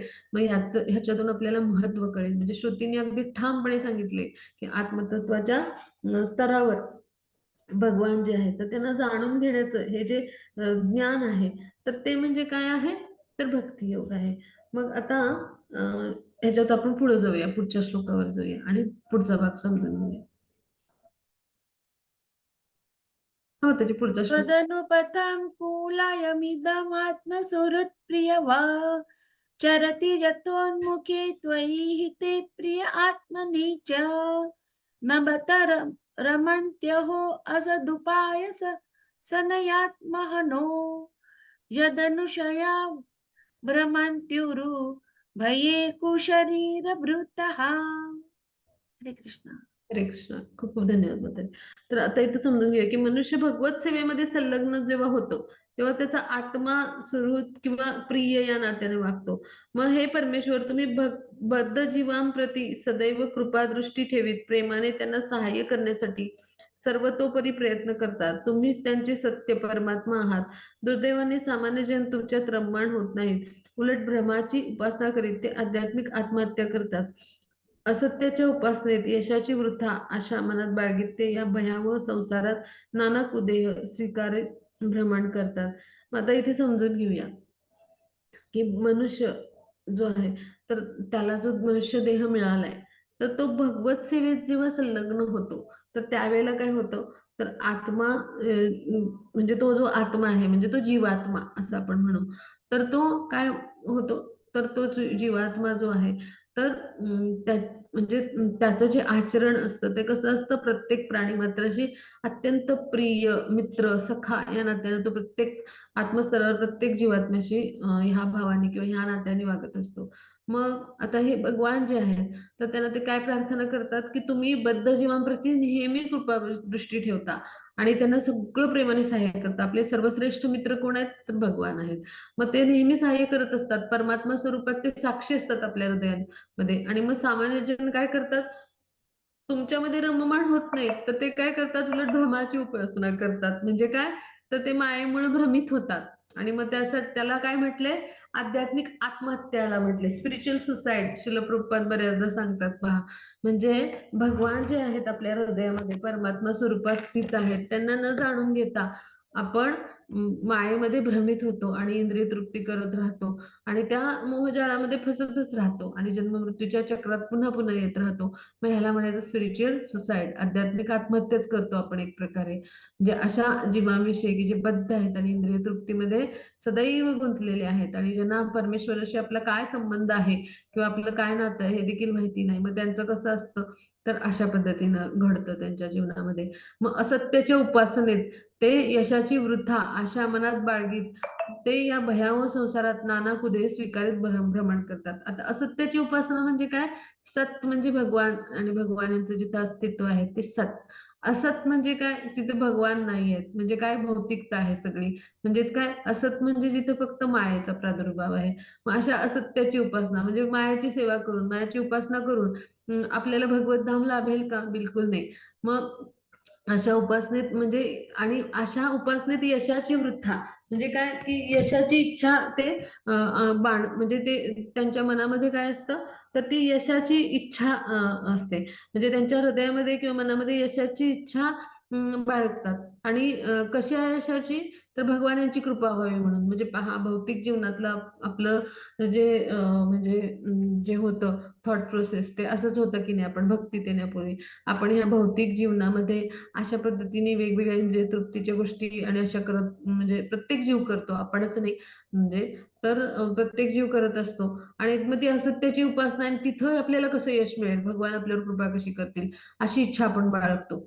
मनामध्ये अशी इच्छा असते आणि मग भयावह म्हटले संसार कारण इथं काय आहेत तर पावला पावलावर विपदा आहे, पदम पदम विपदा असा एक श्लोक खूप सुंदर आहे. तर म्हणजे भागवतामध्ये येतो तो. तर प्रत्येक म्हणजे पावलागणिक आपल्याला संकट आहेत, विपदा आहेत. अशा पद्धतीचे भयावह म्हटले म्हणजे भीतीदायक असं हे भौतिक जीवन आहे. आणि मग या जीवनामध्ये अशा पद्धतीची आपण कर्म करतोय म्हणजे असत्याची उपासना, मग इथे म्हणजे इंद्रिय तृप्तीची सगळी आपण कर्म करतोय. 3 गुणांनी जे आहेत, तर आपण दूषित आहोत आणि मग त्यामुळं इथं 3 गुणांनी दूषित राहून आणि मोहग्रस्त होऊन मायेमुळं आणि मनात मात्र भगवान यांची कृपा आपल्याला झाली पाहिजे, ही आशा बाळगून हं, अशा पद्धतीचं भयावह असं म्हणजे विकृत म्हणले प्रतिबिंब ह्याला जे 15व्या अध्यायामध्ये भौतिक जगत म्हणजे काय विकृत प्रतिबिंब आहे. म्हणून त्याला भयावह असं संसारी जीवन म्हणले. पदापदावर काय आहेत, पावला-पावलावर इथं विपदा आहेत. अशा जीवनामध्ये नाना कुदेह म्हणजे हर एक प्रकारचे कुदेह. कुदेह म्हणजे काय, की निम्न योनी, अधम योनी अशा आपल्याला लाभतात. मग हे स्वीकारित आपण भ्रमण करत असतो. अशा 84 लक्ष योनीमधनं आपलं भ्रमण जे आहे, तर ते होतच राहतं पहा. म्हणजे आपल्या जीवनाचं वास्तव जे आहे, तर ते वेद जे आहेत, तर ते मांडतायत पहा. म्हणजे अशा पद्धतीनं मनुष्य जीवन जे आहे, तर ते किती दुःखमय, कष्टमय आहे पहा. हे आपण समजून इथे ह्या श्लोकाच्या माध्यमातून घेतलं. म्हणजे काय, की सगळ्या जीवांना उत्पन्न करणारे जे परमेश्वर आहे, तर त्या परमेश्वराला कुठला जीव जाणतच नाही आणि त्यामुळं भगवान यांची दृष्टी आणि आपल्यासारख्या जीवांची दृष्टी यांच्यामध्ये किती फरक आहे पहा आणि भगवान यांच्या भक्तांच्या दृष्टीमध्ये किती फरक आहे पहा. म्हणजे वेद कशा पद्धतीनं भगवान ज्यांना यांचं वर्णन करतात पहा, की भगवान जे आहेत ते स्वतःच्या लीलेकरता कुठं अवतरित झाले हे जाणून कुणीही त्यांना पाहू शकत नाही. म्हणजे अशा पद्धतीनं आपलं जे अज्ञान आहे ते असं आहे, की जरी आपल्याला निर्माण केलंय भगवान यांनी, तरी देखील आपल्यामध्ये इतकं अज्ञान आहे, आपण इतके मोहग्रस्त, भ्रमित झालेले आहोत या भौतिक जीवनामध्ये, की आपण नाही जाणू शकत, की भगवान यांनी कशा पद्धतीनं आपल्याला निर्माण केलंय, कशा पद्धतीने त्यांनी लीला करून आपली निर्मिती झाली. इतकं आपलं अज्ञान आहे पहा. म्हणजे इतके आपण दूषित आहोत आणि म्हणून अशा भगवान यांचे जे खरं तर आपण दास आहोत आणि असे दास असताना त्यांची सेवा न करता किंवा ती सेवा करण्याऐवजी भ्रमात खितपत पडणारे जे आपल्यासारखे जीवात्मे आहेत, त्यांची वेदांनी ह्या काय केलंय, कठोर शब्दात निंदा केली आहे पहा या श्लोकामध्ये. हे आपण समजून घ्या. म्हणजे ही कठोर शब्दात निंदा का केली आहे, तर ह्यातून आपल्याला सगळ्यांना लक्षात येईल, की आपल्या भौतिक जीवनामध्ये कशा पद्धतीचं आपण जीवन जगतो. इंद्रिय तृप्तीसाठीच आपण आणि वायफळ गप्पा किंवा आपण म्हणतो ना ग्रामकथा ह्याच्यामध्येच आपण रममाण असतो किंवा आपण सगळ्या इंद्रिय तृप्तीच्याच गोष्टी करत असतो पहा. किंवा मग काय होतं, की काही वेळा कर्मकांडाचा भाग केला जातो आणि त्यामुळं काय होतं, की बुद्धीवर असं वर्णन केलंय वेदामध्ये, की भ्रमाचं धुकं पसरलेलं असतं. म्हणजे पहा, अशा पद्धतीने आपण मोहग्रस्त ठरतो. मग अशा जीवात्म्यांची काय करतात वेद, तर ते निंदा करतात. म्हणजे असा जो मिळालेला मानवी शरीर आहे, तर त्या शरीराचा उपयोग जो आहे, तो भगवान यांची सेवा करण्यासाठी खरं तर केला पाहिजे. मग ते न करता आपण अशा भ्रमात राहून भगवान जे आहेत, त्यांची सेवा न करता इंद्रिय तृप्तीच करतो आहोत. तर मग अशा वेळेला अशा यशाच्या इच्छा मनात आपण बाळगून काही उपयोग होईल का? बिलकुल नाही. आपल्याला मग वेगवेगळे देह स्वीकारत ह्या 84 लक्ष योनीतून भ्रमणच करत राहावं लागेल आणि ह्या चक्रामध्येच आपण गुंतून पडलेले राहू. मग अशा पद्धतीनं वेद जे आहेत ते निंदा करतायत अशा मनुष्य देह मिळाल्यावर अशा पद्धतीचं जर विस्मरण झालेलं असेल जीवात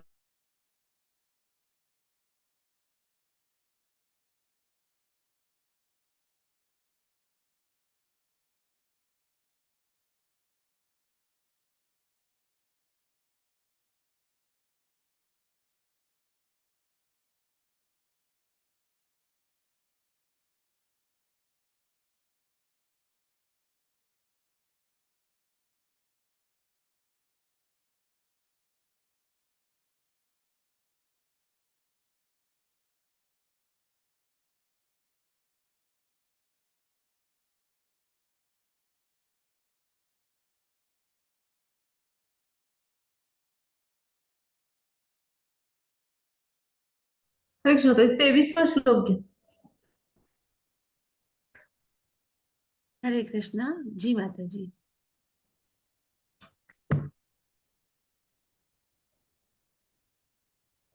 येस, हरे कृष्णा. निवृत्त मरुन् मनोक्ष दृढ योग युजोरुदीया न्यून एक मिनिट मी याच्यात ना. मुनयन् उपासते तदरयोऽपि ययुस्मरणात् स्त्रिया उरगेन्द्र भोग भुजदण्ड विषक्त धियः वयमपि ते समदृशो ग्रीसरोजसुधाः. हरे कृष्णा. हरे कृष्ण. तर आता आपण समजून घ्या की भगवानांचे शत्रू केवळ त्यांचं स्मरण करून परमसत्याची प्राप्ती करतात. जे सत्य ऋषीमुनी श्वास मन इंद्रियावर नियंत्रण करणाऱ्या म्हणजे जे दृढ योग साधनेने साध्य करतात. याचप्रमाणे तुम्हाला सर्वव्यापी मानणारे आम्ही श्रुतीही तुमच्या चरण कमलातून तेच अमृत प्राप्त करून त्यांचे आस्वादन तुमच्या प्रेयसी तुमच्या महान सर्पाकृती भुजांवरील आकर्षणामुळे प्राप्त करीत आहोत. कारण तुमच्या दृष्टीत आम्ही तुमच्या प्रेयसी समानच आहोत. तर हे खूप सुंदर वर्णन आहे.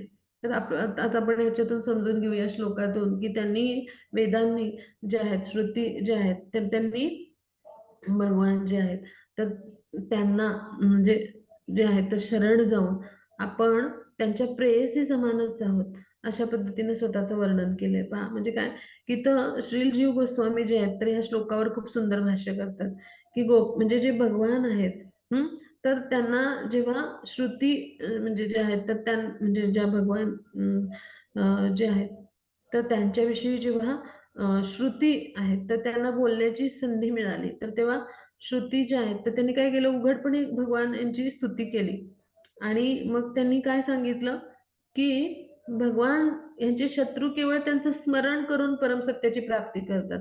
हे सत्य ऋषीमुनी म्हणजे जे आहेत त्यांनी श्वास मन इंद्रियावर नियंत्रण करणाऱ्या दृढ योग साधनेनं साध्य करतात. म्हणजे भगवान यांचे शत्रू आहेत त्यांनी स्मरण करून कशी भगवानांची प्राप्ती केली तर कंस जो आहे तर तो पण भगवान यांचं नित्य स्मरण करायचा. पण तो भगवान यांचे स्मरण कशासाठी करायचं की तो कृष्ण गोकुळात जो जन्माला आलाय त्याला मी कसं मारेन आणि त्याचा कसा वध करेन. पण ह्यासाठी सदैव त्यांनी काय केलं भगवानांचं स्मरण केलं. मग भले तो शत्रू होता म्हणजे शत्रुभाव त्यांना बाळगला भगवान यांच्याविषयी. मग जसा भाव त्यानुसार भगवान त्याच्याशी काय होतात तर त्याच्यावर कृपा करत असतात किंवा त्याच्याशी आचरण. मग त्यांना शत्रुता केली म्हणून भगवान यांनी काय केलं त्याचा वध केला. पण भगवान यांनी जेव्हा त्याचा वध केला भगवानांचे हात ज्याच्या शरीराला लागले असा व्यक्ती परमपवित्र होतो. मग त्यामुळे त्याला काय झालं भगवान श्रीकृष्णांची प्राप्ती झाली म्हणजे परमसत्याची प्राप्ती झाली. मग म्हणजे भगवानांचे शत्रू नुसतं असं स्मरण करून भगवान यांना प्राप्त करतात आणि तेच ऋषी मुनींना काय करायला लागतं श्वासावर मनावर इंद्रियावर नियंत्रण ठेवून दृढ योग साधना म्हणजे अष्टांग योग साधनेनं हे सगळं साध्य करायला लागतं.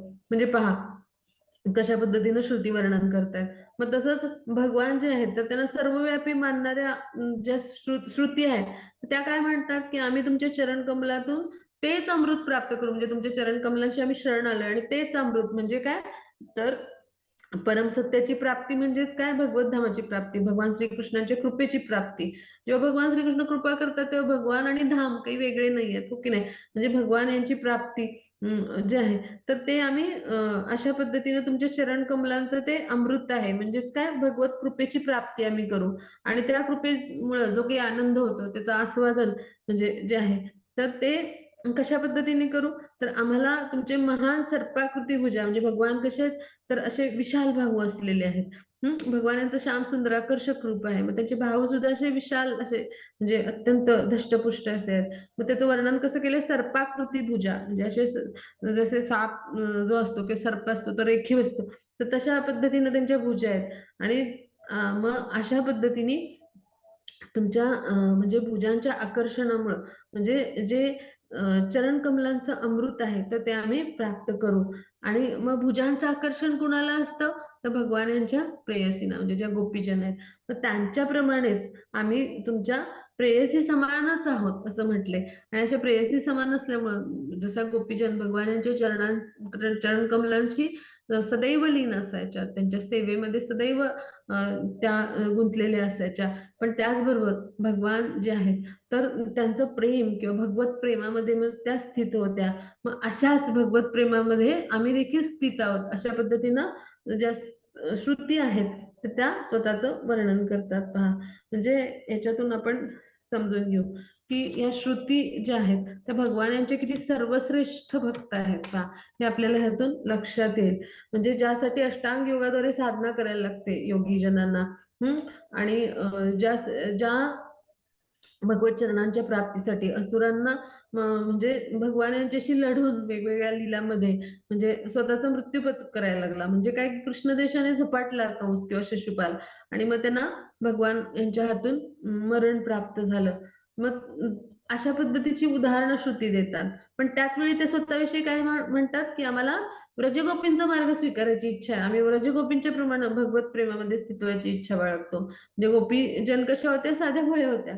मग त्यांनी काय केलं, फक्त आणि फक्त भगवान श्रीकृष्णांची भक्ती केली, त्यांची भक्तिमय प्रेममय सेवा केली आणि त्याद्वारे भगवत प्रेमाची प्राप्ती केली. मग श्रुतींना काय करायचंय, गोपीच्या चरणचिन्हांचं अनुसरण करायचंय आणि त्यामुळे त्यांनी आपला भाव अशा पद्धतीनं प्रकट केलाय, की जो सर्वश्रेष्ठ भाव आहे. गोपी भाव म्हणजे काय आहे, सर्वश्रेष्ठ असा भाव आहे.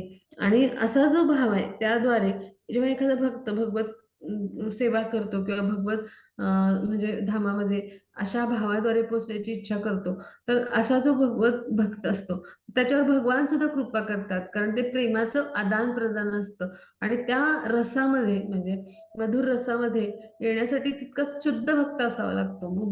वेद, मूर्तिमंत वेद हे भगवत रूपच आहे एक प्रकारे, आणि त्याद्वारे म्हणजे ते इतक्या शुद्ध असलेल्या ह्या श्रुती आहेत आणि त्या आपल्या सेवेद्वारे भगवान संतुष्ट करून गोपीजनांच्या चरणचिन्हांचं अनुसरण करण्याची इच्छा करतात पहा.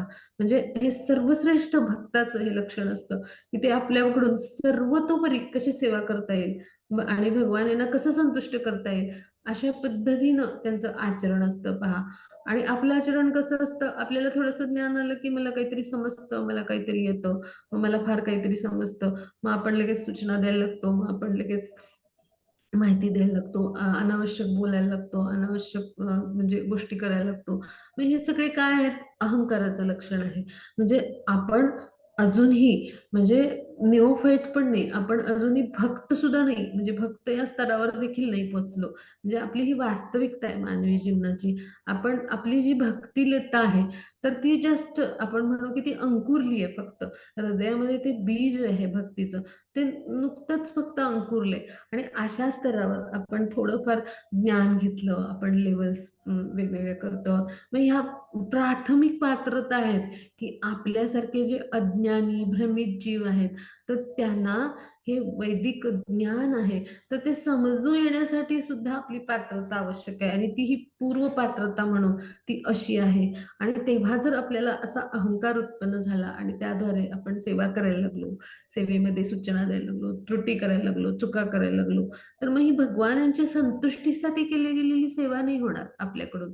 मग ही सेवा कशी होईल, म्हणजे हा भाग आपण इथे शिकण्यासारखा आहे. ही सेवा कशी होईल, मग ही आपली अहंकारयुक्त सेवा आहे. मी कुणीतरी आहे, मला काहीतरी समजतं, ह्या भावातून केलेलं हे भौतिक कार्य होईल, ही तमोगुणी सेवा ठरते. आपला भाव कसं पाहिजे, मी भगवान यांचा अत्यंत नम्र असा आणि अत्यंत प्रेमळ असा दास आहे आणि त्यांच्या संतुष्टीसाठी मला काय करता येईल. म्हणजे ह्या सत्संगामध्ये किंवा क्लासमध्ये किंवा आपण जेव्हा कुठं भगवान यांचे विचार मांडतो तिथे भगवान उपस्थित असतात. मग तिथे आपण सेवा कशी करू, तर भगवान यांच्या संतुष्टीसाठी अशा पद्धतीनं मला सेवा कशी करता येईल, ना की मला काहीतरी समजतं, मला काहीतरी येतं, या भावाने जर आपण सेवा केली तर ती सेवा नाही घडणार, भौतिक कार्य ठरेल. आणि मग ते जे भक्तिमय प्रेममय सेवेचं उद्देश आहे आपल्याला जे मिळालेलं आहे, तर ते साध्य नाही होणार आपल्या जीवनामध्ये. आणि त्याद्वारे आपण काय करत असतो, उपद्रवच करत असतो एखाद्या साधकाला. तो जो सेवा करत असतो मनोभावे अत्यंत भगवान यांना शरण जाऊन दीन भावामध्ये, की मी तुमचा एक सेवक आहे आणि दास्य भावाने सेवा करतो. तर अशा दास्य भावाने जो सेवा करणारा सेवक असतो त्याच्या बाबतीत आपण अपराध तर करत असतोच, पण त्याचबरोबर आपण सेवेत अडथळे पण निर्माण करतो आपल्या उपस्थितीने आणि आपल्या अशा म्हणजे अपराधांनी. तर ह्यासाठी आपण प्रत्येक सेवा करताना स्वतःला बारकाईनं प्रत्येक वेळी निरीक्षण केलं पाहिजे, चिंतन केलं पाहिजे, की मी ह्या ज्या गोष्टी करतो आहोत, ते बरोबर करतोय का? अशा पद्धतीचं प्रत्येक प्रत्येक सेवेमध्ये आपलं आचरण असलं पाहिजे.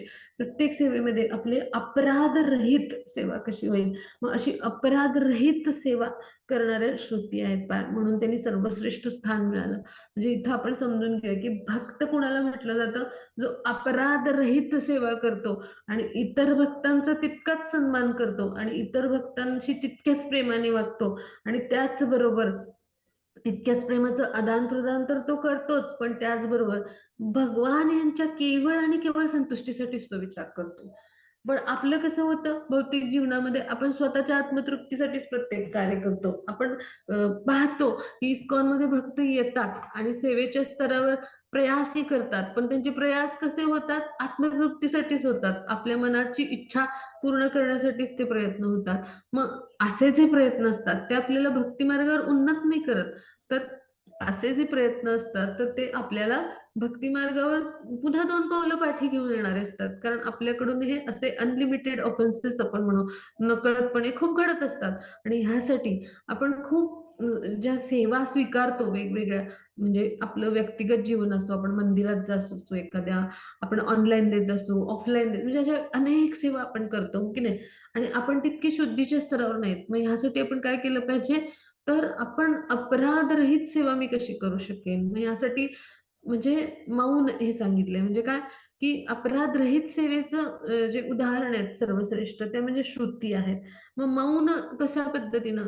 तर कृष्ण भावनामय व्यक्तीचं मौन म्हणजे काय, की निरर्थक बोलणं, नको तिथे सूचना करणं, निरर्थक बोलणं, नको तिथं गोष्टी नको त्या उपस्थित करणं. म्हणजे ज्या साधनेला प्रतिकूल आहेत, ज्या सेवेला प्रतिकूल आहेत किंवा ज्या सांगणं आवश्यक नाही आहे किंवा ज्या निरर्थक आहेत, ह्या बोलणं. म्हणजे काय आहे, तर तो अपराध घडतो तिथं. मग तिथे मौन म्हणजे काय? तर अशा निरर्थक गोष्टी ज्या आपण म्हणजे बोलतो किंवा करतो. आता मंदिर सेवा असेल तर तिथं करतो किंवा ऑफलाईन सेवेमध्ये पण करतो, बोलतो. सगळीकडेच आपलं संभाषण होत असतं. म्हणजे असं प्रत्येक विविध प्रकारे, विविध गोष्टींनी म्हणजे अशा पद्धतीने आपण करत असतो अपराध. मग हे अपराध आपल्याला कसे टाळता येतील? आणि वेदांचं सर्वश्रेष्ठ म्हणजे उदाहरण आपल्या समोर आहे, की त्यांनी जशी अपराधरहित सेवा केली आणि कृष्ण भावनेतलं जे मौन आहे ते बाळगून सेवा केली. म्हणजे निरर्थक प्रजल्प बोलणं टाळून आणि त्याचबरोबर अहंकार जो आहे तर तो त्यांना कधीच नाही आला. कारण त्यांच्याकडे सर्वश्रेष्ठ ज्ञान आहे. त्या भौतिक जगतामध्येच नव्हे, तर ह्या विश्वातलं सर्वश्रेष्ठ ज्ञान यांनी म्हणजे ह्यांनी त्या अंगीभूत आहेत आणि असं असताना कसलाही अहंकार न बाळगता त्यांनी काय सांगितलं, गोपी जशा साध्या भोळ्या होत्या, स्त्रिया होत्या आणि त्या कृष्णाचं रूप सौंदर्य पाहून भाळल्या. अशा पद्धतीनं आम्हाला ह्या भावामध्ये येऊन कृष्णाची भक्तिमय, प्रेममय सेवा करायची. मग ह्या भावाला समाधी अवस्थेची परमावस्था, सर्वोच्च अवस्था असं म्हटलंय.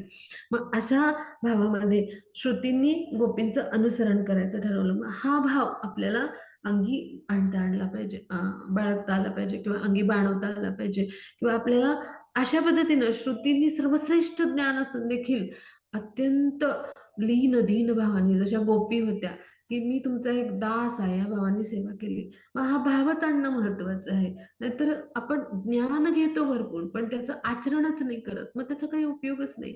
म्हणजे असं ज्ञान निरर्थक आहे मग. मग असं जे ज्ञान आहे ते आचरणाच्या स्तरावर जोपर्यंत आपण उतरवत नाही, की जसं श्रुतींनी उतरवलं आणि त्यांनी काय केलं, तर गोपीजनांचं आम्ही अनुसरण करू, अशा पद्धतीनं त्यांनी भाव निर्माण केला. मग ही जी भावावस्था आहे, तर ही सर्वश्रेष्ठ भावावस्था आहे आणि आपण अशा गोपीजनांच्या चरणचिन्हांचं अनुसरण करणं आणि त्याचबरोबर त्या गोपीजनांचं चरणचिन्हांचं अनुसरण केलेल्या अशा वेदांमधल्या श्रुतींचं अनुसरण आपण करणं, ही आपली भक्तिमय प्रेममय सेवा आहे पहा. एक भक्त म्हणून आपण काय करतो, अशा उच्च कोटीच्या भक्तांच्या चरणचिन्हांचं अनुसरण करत असतो आणि त्याद्वारे आपण स्वतःची शुद्धी करून घेणं हे आपलं कर्तव्य असतं. मग अशा पद्धतीनं ह्या श्लोकातून आपण शिकलो, की गोपीभाव आपल्या अंगी कसा येईल आणि कसे प्रयत्न आपण करायचे. आता पुढे जाऊ आपण. हो, त्याची पुढच्या श्लोकावर. हरे कृष्णा. 24वा. हा हाच आहे. हा तर्हि न सन्न चा सदु भयं न च. एक मिनिट. किमपि न तत्र शास्त्रमया कृष्य शयित यदा. हरे कृष्णा. हरे कृष्ण. आता आपण इथे समजून घेऊया की विश्वामध्ये प्रत्येकाचा जन्म नुकताच झालेला असून तो जीव लवकरच मृत्यूलाही प्राप्त होणार आहे असे असता तो सर्व काही अस्तित्वात येण्याआधी अस्तित्वात होते आणि ज्यांनी प्रथम ऋषी ब्रह्मा तसेच उच्च कनिष्ठ देवांना उत्पन्न केले त्या परमेश्वराला येथील कोणीही कसे काय जाणू शकतो. परमेश्वर शयनस्थ होऊन सर्व काही स्वतःत सामावून घेतात. त्यावेळेला स्थूल सूक्ष्म अथवा त्या पदार्थाच्या मिश्रणाने रचलेले देह काळ आणि वेद यापैकी काहीच अस्तित्वात नसते. म्हणजे परमेश्वराला जाणणं किती कठीण आहे यावर्षी आता श्रुती आपल्याला सत्य सांगतायत बरं का. आणि त्याविषयीचं ज्ञान आणि मोक्ष प्राप्त करायचं भक्तियोगच कसा सोप्पा आहे तर हे सगळं श्रुती आपल्याला सांगतायत. आणि आता हे वेदांनी जी स्तुती केली आहे तर त्यातून आता त्यांनी आता आपल्याला ज्ञानयोग कसा कठीण आहे आणि त्यामुळे आपल्याला किती त्याच्याविषयी कंटाळा किळस निर्माण होते. आणि मग भगवान यांना शरण जायला म्हणजे जाण्यासाठी भक्तियोग कसा सर्वश्रेष्ठ आहे. तर हे आपण कसं जाणून घ्यायचं तर ह्याविषयी इथं वर्णन केलंय पहा. म्हणजे आता मग वर्णन कसं आहे पहा की विश्वामध्ये प्रत्येकाचा जन्म नुकताच झालाय आणि ज्याला जन्म झालाय त्याला निश्चित मृत्यू आहे हो की नाही हे सत्य आपण जाणतो. आपण या 4 समस्यांनी ग्रस्त आहोत. मग सर्व काही अस्तित्वात येण्याआधी म्हणजे अस्तित्वात होतं म्हणजे काय की हे सगळं विश्व अस्तित्वात येण्याआधीपासून जीव अस्तित्वात आहे. कारण जसे भगवान हे आदिपुरुष पुराण पुरुष आहेत मग भगवान यांनीच आपल्याला निर्माण केलं मग भगवान यांचं जसं अस्तित्व आहे तसंच जीवात्मा म्हणून आपलं अस्तित्व आहे. मग आता भगवान यांनीच प्रथम ऋषी म्हणजे कोण ब्रह्मा आणि उच्च कनिष्ठ देव म्हणजे जे सगळे देव देवता हे सगळ्यांना निर्माण केलं. मग असे जे भगवान आहेत ह्यांना कसं काही कुणी जाणेल म्हणजे किती अवघड आहे पहा ज्ञानाने जाणायला. म्हणजे ज्ञानाच्या स्तरावर ज्ञानयोगी काय करतात की वेगवेगळ्या शास्त्रांच्या आधारे भगवान यांना जाण्याचे प्रयत्न करतात. मग परमेश्वर जे आहे तर ते काय करतात तर शयनस्थ होऊन म्हणजे काय की भगवान जे आहेत तर ते कर्णोदकशाही सागरामध्ये जेव्हा पोहोडलेले असतात तेव्हा स्वतःच सगळं सामावून घेतात. म्हणजे काय स्थूल सूक्ष्म सगळे पदार्थ जे आहेत तर त्यांचं मिश्रण आणि त्यांनी रचलेले देह आणि काळ वेद ह्यापैकी काहीच अस्तित्वात नसते असं वर्णन आहे. म्हणजे काय की कर्णोदकशाही जे विष्णू आहेत तर त्यांच्या श्वासातून उच्छ्वासातून ब्रह्मांड निर्माण होत असतात आणि नष्ट होत असतात.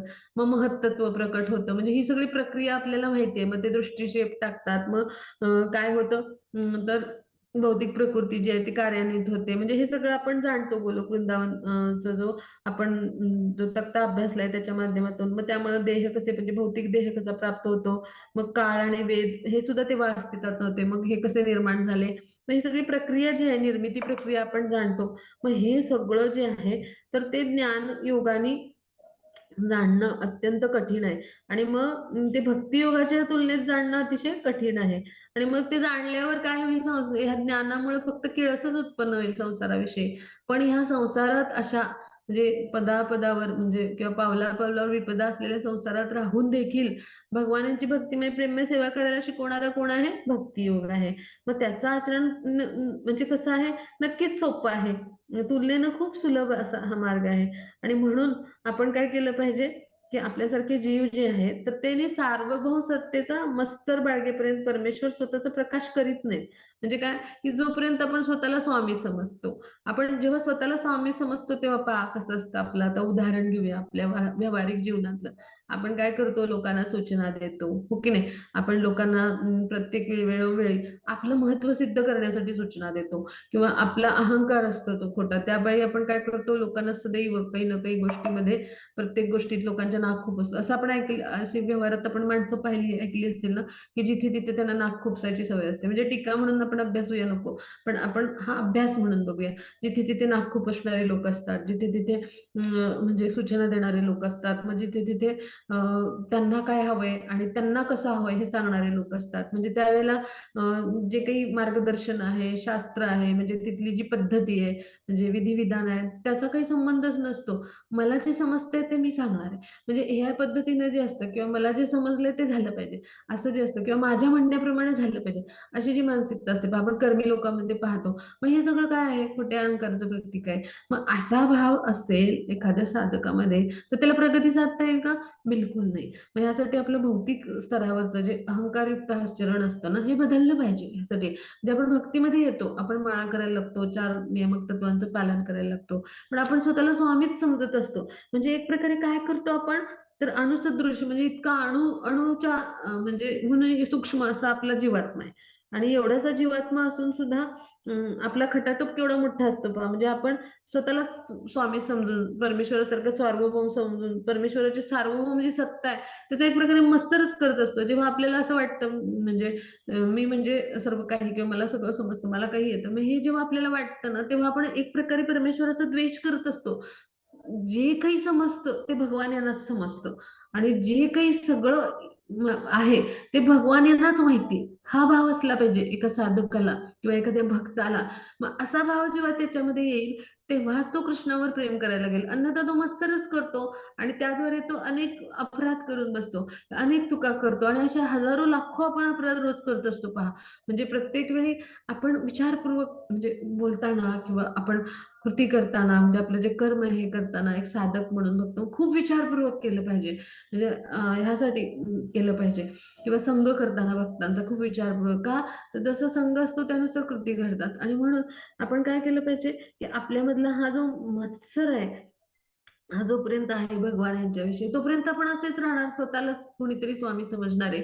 मग हा जोपर्यंत गळत नाही तोपर्यंत भगवान त्याच्या हृदयामध्ये जो आहे तर तो स्वतःचा प्रकाश करत नाहीत म्हणजे स्वतःचं अस्तित्व प्रकट करत नाहीत. जेव्हा त्याच्या या अशुद्धी गळतात त्याच वेळी भगवान स्वतःला तिथं प्रकट करतात. पहा भगवद्गीता 7.25 मध्ये त्यांनी म्हटलंय पहा की मूढ आणि अज्ञानी लोकांना मी कधीच प्रकट होत नाही. माझ्या अंतरंग शक्तीद्वारे मी त्यांना अप्रकट राहतो आणि म्हणून अजन्म अच्युत असल्याचे ते जाणू शकत नाहीत पहा. म्हणजे अशा पद्धतीनं भगवान जे असतात ते अशा मूढ अज्ञानी लोकांसमोर अप्रकट राहतात. आता ह्या सगळ्यातून श्रुतीनं काय सांगायचंय की म्हणून आपण काय केली पाहिजे ही स्वामित्वाची भावना त्यागली पाहिजे. ही जोपर्यंत आहे तोपर्यंत मला काहीतरी समजतं, मला काहीतरी येतं आणि मला काहीतरी सांगायचंय हा भाव असतो. असे लोक कसे असतात पहा भक्तीत येतात पण त्यांना लोकांना सूचनाच करायच्या असतात पहा. आपण खूप जणांना पाहिलं असेल आता तुम्ही बारकाईनं ऑब्झर्व करा. ते लोकांना सदैव सूचनाच करत असतात. मग ते विधी निषेध असं काही बाळगतच नाही. म्हणजे आपण कुठे आहोत, आपण काय बोललं पाहिजे किंवा आपण सेवा करतो आहोत तर त्या सेवा करणाऱ्या साधकाला साधक बाधक हा विचारच नसतो. तो काय करतो जिथं असेल तिथं म्हणजे सूचनाच करीत राहतो. जिथं असेल तिथं वेगवेगळ्या गोष्टी ज्या आहेत तर त्या तिथे म्हणजे जे विषय चाललेले असतात तर तिथे अशा वेगवेगळ्या गोष्टी बोलून तो तिथे काय करत असतो तर एक प्रकारे आपली स्वामित्वाची भावनाच ती प्रकट करत असतो. मग जोपर्यंत हा भाव आहे आपल्यामध्ये तोपर्यंत आपण कृष्णांपासून दूर आहोत. कृष्णांचा मत्सर करणारे, द्वेषी करणारे आहोत. मग तिथं त्या हृदयात, त्या साधकाच्या हृदयात कृष्णप्रेम कसं बरं प्रकटेल? बिलकुल प्रकटणार नाही. मग यासाठी काय केलं पाहिजे? आपण सेवक, दास बनून सेवा केली पाहिजे. आपण जी काही सेवा करतो म्हणजे आता आपण ऑफलाईन करतो सेवा, ऑनलाईन करतो. मग तिथे आपण स्वतःला असं चिंतन करायचं स्वतःचं, की मी इथे दास या भावनेने आहे, की स्वामी या भावनेने आहे. मग दास या भावनेने असू तर आपण कृष्णांच्या परीक्षेत पास झालो. आपण स्वामित्वाच्या भावनेने असलो तर आपण काय झालं ते भौतिक कार्यच झालं.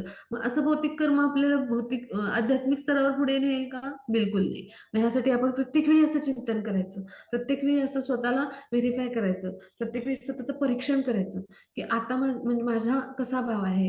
म्हणजे मला स्वामित्वाची भावना आहे माझ्यामध्ये मला काहीतरी असं समजतं येतं माहिती आहे एखादी सेवा आपल्याला छान यायला लागली की आपल्याला असं वाटतं ना की आपण थोडंसं ज्ञान मग असा भाव आहे माझ्यामध्ये की मला मनोभावे सेवा करायची शरण जाऊन आणि ती सेवेचा आनंद घ्यायची भाव आहे माझ्यामध्ये. मग असं स्वतःचं परीक्षण चिंतन करत राहायचं. मग त्याद्वारे आपली शुद्धी होत जाते आणि आपण स्वतःला दक्ष करत जातो किंवा आपण सेवेमध्ये ती परिपूर्ण सेवा कशी देता येईल कृष्णांच्या संतुष्टीसाठी सेवा कशी देता येईल असे प्रयत्न जे आहेत तर ते आपले वाढतात. मग ह्या स्तरावर जाऊन आपण सेवा करायचे प्रयत्न केले पाहिजेत. आता पुढे जाऊ आपण. हा मग त्याच्या पुढचा एक श्लोक घेऊया आपण मग थांबूया. 25वा. हा हा हरे कृष्ण. जनिम सत सॉरी जनिम सत सतो मृती मुतात्मनि ये सॉरी एक मिनिट हा. हो बरोबर आहे माताजी तोच नाही श्लोक. नाही नाही नाही नाही नाही माहिती आहे हा बरोबर आहे पण माझ्याने जरा ट्यून चुकीची आली. जनिमत सतो सत सतो मृती मुतात्मनि ये च भिदाम विपिणमृतं स्मरन्त्युपदिशन्ति दिशन्ति त आरोपितैः त्रिगुणमय पुमानिति बिदायद बोधकृता त्वयि न तत परत्र सा भवेद बबोधरसे. हरे कृष्ण.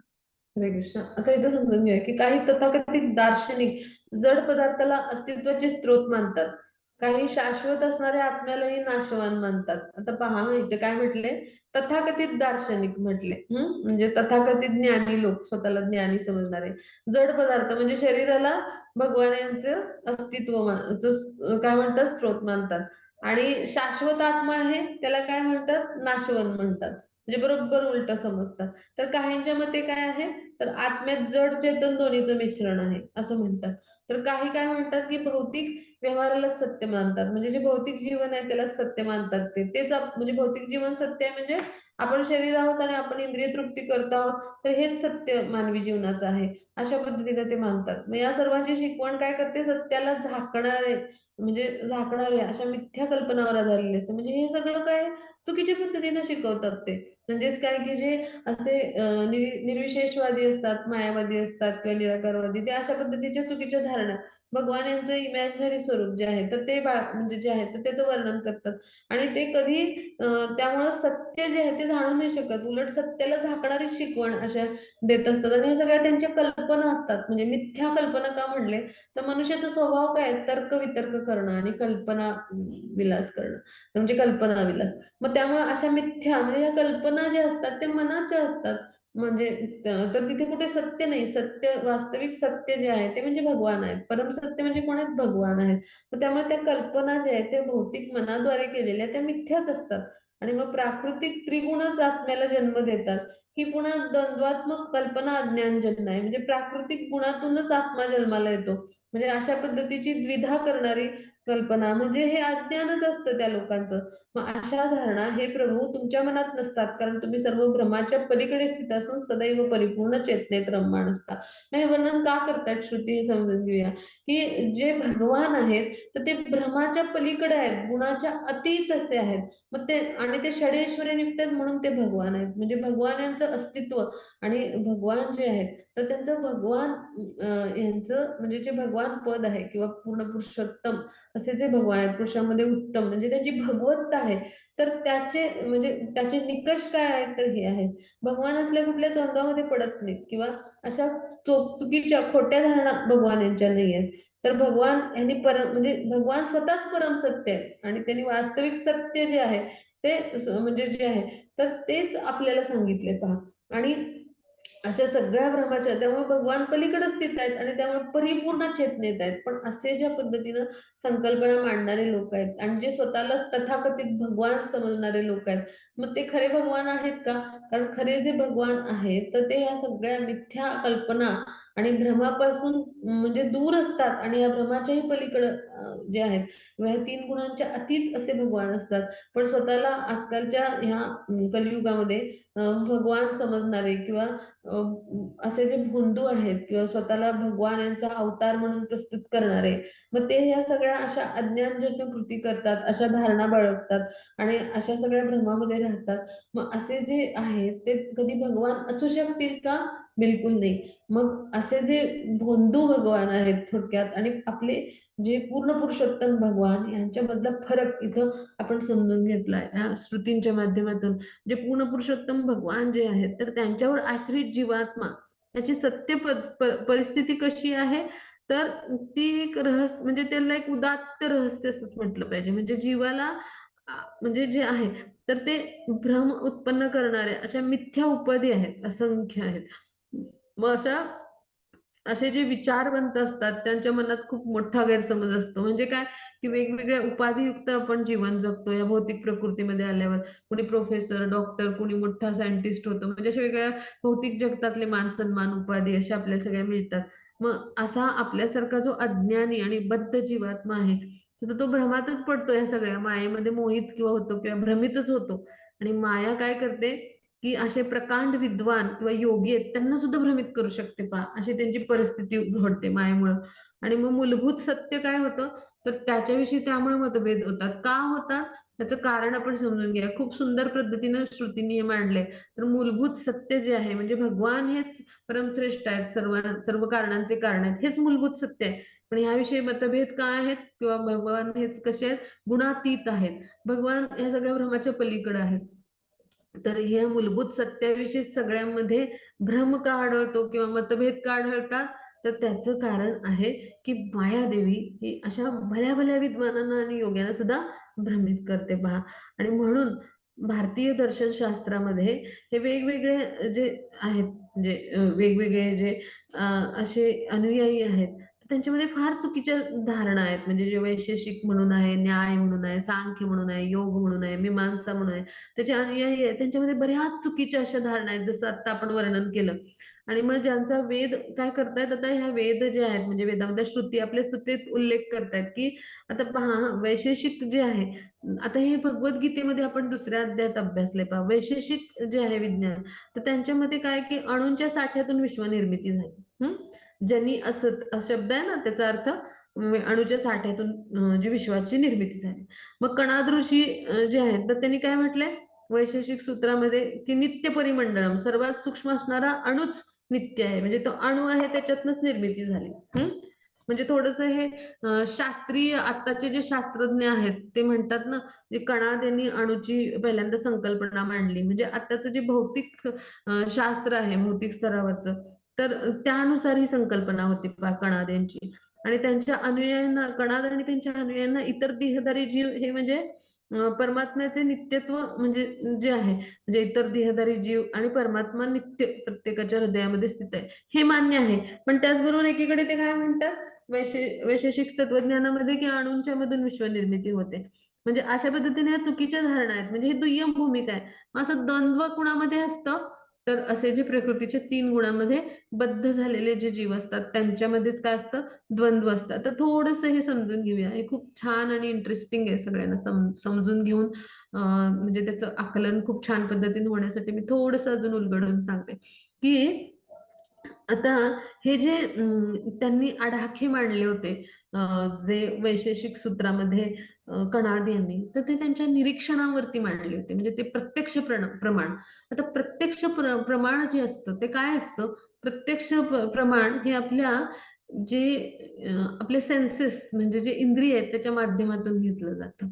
मग ते चुकीचं ठरू शकतं, हो की नाही? म्हणजे प्रत्यक्ष प्रमाण आपले सेन्सेस म्हणजे कुठले 5 म्हणजे आपले डोळे, नाक, मुख, त्वचा आणि कान या सगळ्या माध्यमातून आपण ते घेतो म्हणजे 5 सेन्सेसच्या माध्यमातून. मग प्रत्यक्ष आपण जे ज्ञान घेतो तर ते चुकीचं ठरू शकतं म्हणजे.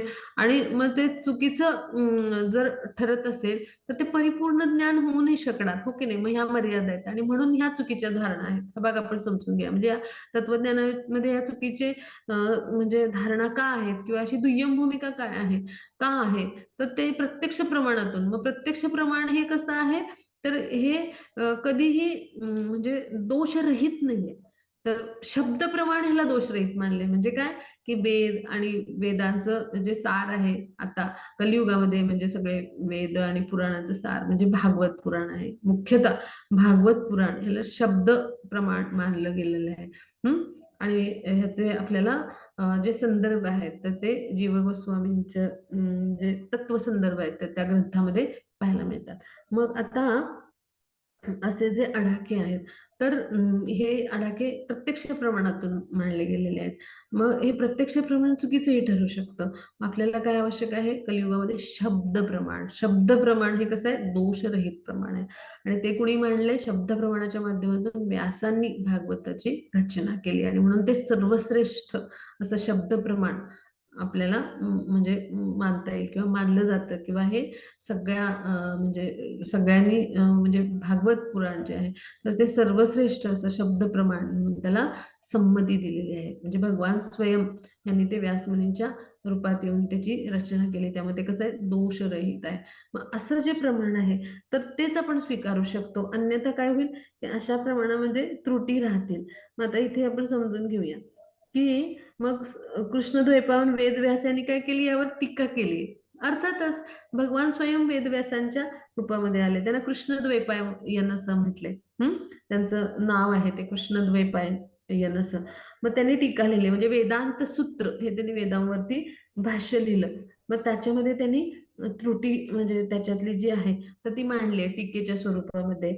मग आता इथं आपण समजून घेऊया की म्हणजे जे अणु आणि रेणू ह्यांच्या संयोगामुळं म्हणजे अणु परमाणूंच्या संयोगामुळं जर सृष्टी निर्माण झाली किंवा कर्माच्या प्रेरणेनं अणुपरमाणूंचा संयोग जर झाला आणि सृष्टी निर्माण जर होत असेल तर मग त्यांच्या मिश्रणानं पाप पुण्याची फळं जी आहेत तर ते निर्माण करण्याचं उत्तरदायित्व त्या अणुपरमाणूवर नसतं. असं कसं घडतं? हो की नाही? म्हणजे इथं कसं आहे दुटप्पीपणा आहे, दुय्यम भूमिका आहे. म्हणजे पाप पुण्यासाठी त्या जीवाचं कर्म कारणीभूत आहे. मग तर जर निर्मिती अणुपरमाणूतून झालीये तर मग अणुपरमाणूंवरच ते दायित्व पाहिजे. त्या कर्माचं जे फळ आहे तर ते त्याचं जे आहे दायित्व घेण्याची किंवा म्हणजे ती फळं निर्माण करण्याचं जे उत्तरदायित्व आहे तर त्यांच्यावरच पाहिजे अणुपरमाणूंवर. जर अणुपरमाणूंमुळे ही सृष्टी निर्माण झाली म्हणजे हा सिद्धांत कसा आहे साफ चुकीचा ठरतो. म्हणून ह्याच्यावर वेदव्यासांनी टीका लिहिली आहे. आणि मग असं काही घडू शकत नाही म्हणून आपण असं काही म्हणू शकत नाही. आपल्या शरीरातल्या अणुरेणूंवर त्याचं उत्तरदायित्व असतं का? बिलकुल नाही. आणि म्हणून सृष्टी पूर्वीच्या जीवांचं संचित कर्म जे असतं तर ते अणुपरमाणूंचा संयोग घडवून आणत असतं. कारण ही फळं त्या जीवाची स्वतःची असतात आणि ती म्हणजे ती जी आहेत फळं तर ती आपण इतर जीवांना देऊ शकत नाही. बरोबर की नाही? आणि मग असा अचेत अणू आहे तो काही देईल का? अशी फळं जी आहेत ती आपल्यासारख्या जीवाला असा अचित अणू देईल का? तर ती फळं तो प्रदान नाही करू शकत. म्हणजे अशा पद्धतीनं हा सिद्धांत कसा म्हणजे दुटप्पी आहे किंवा दुय्यम भूमिका असलेला आहे आणि चुकीचं आहे हे सिद्ध होतं पहा. आणि म्हणून वेदव्यासांनी ह्याच्यावर टीका जी आहे तर लिहिली. मग तसं जनी असत म्हणजे हे विधान आहे तर पतंजली ऋषी काय करतात तर योग तत्वाला मान्यता देतात. मग आता शारीरिक व्यायाम आणि ध्यान क्रियेनं दिव्य ब्रह्मस्थिती कशी प्राप्त करता येते हे त्यांनी योगस्थिती म्हणजे योगसूत्रात मांडले. आता पतंजलीचं योग पद्धती आहे तर त्याला पण असत म्हटलंय. आता त्याचं कारण पहा म्हणजे परमेश्वराविषयी यांनी भक्तीचा जो भाव आहे म्हणजे भक्तीच्या स्तरावर येऊन जो भक्तिभाव म्हणजे भक्तीच्या स्तरावर आल्यानंतर त्या भक्तामध्ये जी भावस्थिती किंवा भावभक्ती निर्माण होऊन जे भाव निर्माण होतात भक्तीमुळे भाव निर्माण होतात. तर ह्या भावाला त्यांनी म्हणजे हे जे भाव आहेत किंवा तो भक्तिभाव आहे त्याचीच उपेक्षा करून टाकली. म्हणजे प्रेमाच्या नेत्रांनी भगवानांना पाहिलं पाहिजे आणि भक्तीच्या अंजनाने म्हणजे अशा पद्धतीनं सॉरी भक्तीच्या नेत्राने आणि प्रेमाच्या अंजनाने पाहिलं पाहिजे. मग इथे भक्ती, प्रेम, भाव याला काहीच महत्त्व नाही दिलं त्यांनी आणि योग म्हणजे जे आहे तर त्याद्वारे म्हणजे ध्यान, व्यायाम ह्याद्वारे जे आहे तर भगवान यांची म्हणजे जे आहे तर त्यांच्यावर ध्यान जे आहे तर ते प्राप्त करून ब्रह्मस्थिती प्राप्त करता येते. मग अशा पद्धतीनं त्यांनी काय केलं एक प्रकारे परमेश्वराविषयीच्या भक्तिभावाची उपेक्षाच करून टाकली. म्हणजे भगवद्गीतेमध्ये भगवान म्हणतात पहा म्हणजे 17 पॉइंट जो 28 श्लोक आहे तर त्यामध्ये काय म्हटले की परमेश्वरावरील श्रद्धेविना यज्ञ, दान, तप म्हणून जे काही केलं जातं ते अनित्यच म्हटले. म्हणजे काय की अशा कर्माला असतच म्हटले. जिथं परमेश्वराविषयी भक्तिभाव नाही आहे, परमेश्वराविषयी शरण भाव नाही आहे, म्हणजे परमेश्वराविषयी कुठलाही भाव नाही ठेवायचा आणि दिव्य ब्रह्मस्थिती प्राप्त झाली म्हणायची. म्हणजे हे किती चुकीचं विधान आहे पहा. म्हणजे ते या जन्मीच काय पुढील जन्मी सुद्धा व्यर्थ आहे. म्हणजे इतकं सगळं भगवान यांच्याविषयीचं ज्ञान आहे, पण ह्या ध्यानाने आणि या शरीराच्या आणि मनाच्या व्यायामाने जर आपण दिव्य ब्रह्मस्थिती प्राप्त करू शकतो, तर मग त्या भक्तिभावाला आणि त्या प्रेमभावाला काही महत्त्वच नाही उरणार. हो की नाही? आणि मग अशा पद्धतीनं हे कसं निरर्थक फोल आहे पहा आणि म्हणून हे जे आहे तर हे जे योगसूत्रात परमेश्वराची म्हणजे जी अशी म्हणजे अत्यंत असा अल्प निसटता उल्लेख केलाय आणि म्हणजे योग्याच्या स्वरूपातच हे दिव्य ब्रह्मस्थिती प्राप्त करणं भगवान यांना आणि भगवान म्हणजे असे कोणीतरी क्षुल्लक अशा पद्धतीनं भगवान यांच्या विषयीचा अल्प निसटता उल्लेख जो आहे तर ह्याच्यातून आपल्याला काय समजतं की हे योगी स्वतःला ब्रह्मच समजतात म्हणजे परमेश्वर समानच समजतात म्हणजे ज्ञानयोगी किंवा असे मायायोगी किंवा हे योग साधने जे काही भगवान यांची साधना करायचा प्रयत्न करत असतात म्हणजे भगवान यांना योग साधनेने किंवा ध्यान मार्गाने म्हणजे भगवानांची प्राप्ती ब्रह्मस्तरावर म्हणजे करायचा प्रयत्न करतात आणि ब्रह्मामध्ये विलीन होण्याचा प्रयत्न करतात. म्हणजे एक प्रकारचे मायावादी असतात हे. म्हणजे काय की ते ईश्वर जे आहेत तर त्यांच्या म्हणजे त्यांच्याविषयी भक्तिभाव त्यांच्यामध्ये नसतो किंवा सेवाभाव नसतो त्यांच्यामध्ये. मग फक्त ज्ञानाचा स्तर असतो आणि त्यामुळं ईश्वरावर भक्तिभावानं गेलेलं ध्यान म्हणजे आपण जे करतो ते म्हणजे आपण काय करतो श्रीकृष्ण महामंत्राचा जप करतो आणि तो जप कानांनी ऐकतो आणि तोंडाने म्हणत असतो. मग ते आणि त्यावेळेला आपण हरिनाम प्रभूंचं स्मरण करत असतो. म्हणजे हे खऱ्या अर्थाने चॅन्ट मेडिटेशन आहे. पण योगसूत्रमध्ये काय सांगितलंय की भक्ती म्हणजे भक्तिमय सेवा जी आहे तर त्याला काही म्हणजे त्याचा उल्लेखच नाहीये किंवा वेदांतामध्ये भक्तिमय सेवेला मोक्षाचं प्रमुख साधन खरं तर मानलंय. म्हणजे वेदामध्ये खरं तर हे सांगितलंय आणि असं असताना योगसूत्रमध्ये पतंजलींनी काय केलंय की परमेश्वराची उपासना मुक्ती प्राप्त होईपर्यंत चालू म्हणजे ठेवायची आणि ती कशी चालू ठेवायची तर योग माध्यमातून किंवा ध्यानाच्या माध्यमातून आणि दिव्य ब्रह्मस्थिती प्राप्त होण्यासाठी. मग दिव्य ब्रह्मस्थिती प्राप्त होणं म्हणजे काय ब्रह्मस्तरापर्यंत जाणं म्हणजे भगवान जो आहे त्यांच्या आत्मसाक्षात्काराचा पहिला टप्पा. मग त्या भगवान त्याच्या ब्रह्मस्वरूपाशी एकरूप होणं अशा पद्धतीनं. मग तिथे सुद्धा ब्रह्मज्योतीमध्ये स्थान मिळाल्यानंतर तिथे म्हणजे जर आपल्यामध्ये सुप्त आसक्ती असतील किंवा ज्या काही कामना असतील त्या जर प्रकट झाल्या तर त्याला पुन्हा मृत्यूलोकात यावं लागतं आणि तिथे पुन्हा भक्तिमय प्रेममय सेवेचे म्हणजे जर एखाद्या कृष्ण भावनाभावित व्यक्तीच्या संपर्कात आला तर त्याला प्रयत्न करता येतात. अन्यथा पुन्हा पुन्हा जन्म मृत्यूच्या फेऱ्यात तो येतच राहतो. म्हणजे ही जी पद्धती आहे ईश्वराला प्राप्त करण्याची तर ती कशी आहे अत्यंत त्रुटीपूर्ण आहे. म्हणजे प्रगतिशील योगी त्याला ईश्वराचं सहाय्य कधी मिळेल तर जेव्हा तो भक्तिभावानंच त्यांची सेवा करेल आणि त्या सेवेमुळे काय होईल त्याला मोक्ष प्रदान होतो भक्तिमय प्रेममय सेवेमुळे. आणि अशी जी उपासना आहे ती मोक्षापर्यंतच नव्हे. मोक्ष म्हणजे काय की 3 गुणांच्या बंधनातून मुक्ती मिळणं आपल्याला. पण मोक्षानंतर सुद्धा आपल्या भक्तिमय जीवनाचा आरंभ होतो किंवा मोक्षानंतर सुद्धा ही भक्तिमय प्रेममय सेवा चालू राहते कारण आपल्याला भगवत धामाची प्राप्ती होते आणि तिथे देखील आपण काय करतो भगवानांचे भक्त पार्षद म्हणजे आपल्या जेव्हा भक्तीचा स्तर आहे त्यानुसार आपण सेवा करत असतो. म्हणजे मोक्षानंतर खरे आपल्या भगवत सेवेचा आरंभ असं म्हटलं जातं भगवद्गीतेमध्ये याचे उल्लेख आहेत.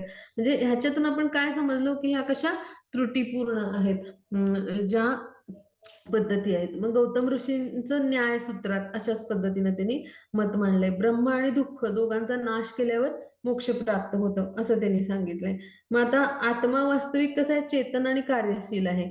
मग आता सांख्य दर्शनिक ह्या दोन्ही कृतीत भेद मानतात.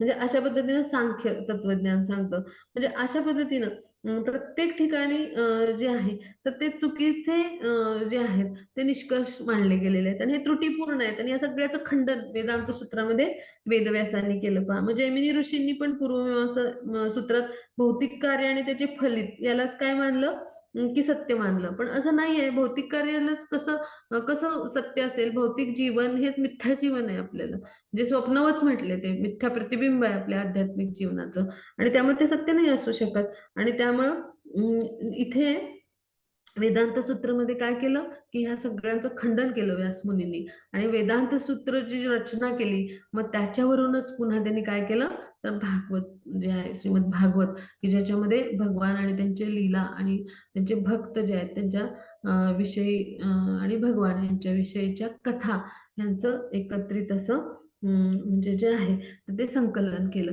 आणि म्हणून ते परिपूर्ण असं प्रमाण किंवा शब्द प्रमाण म्हणून मानलं जातं किंवा ते परिपूर्ण शास्त्र म्हणून त्याला मान्यता देते किंवा त्याला अमल पुराण म्हटलेलं आहे. अशा पद्धतीचं जे भागवत आहे तर त्याची रचना वेदव्यासांनी केली. म्हणजे थोडक्यात आपण आता समजून घेतलं. आता इथून पुढचे जे श्लोक आहेत ते आपण पुढच्या शनिवारी घेऊ. इथे आपण थांबूया. मग त्याची रेकॉर्डिंग स्टॉप केलं तरी चालेल. हरे कृष्ण.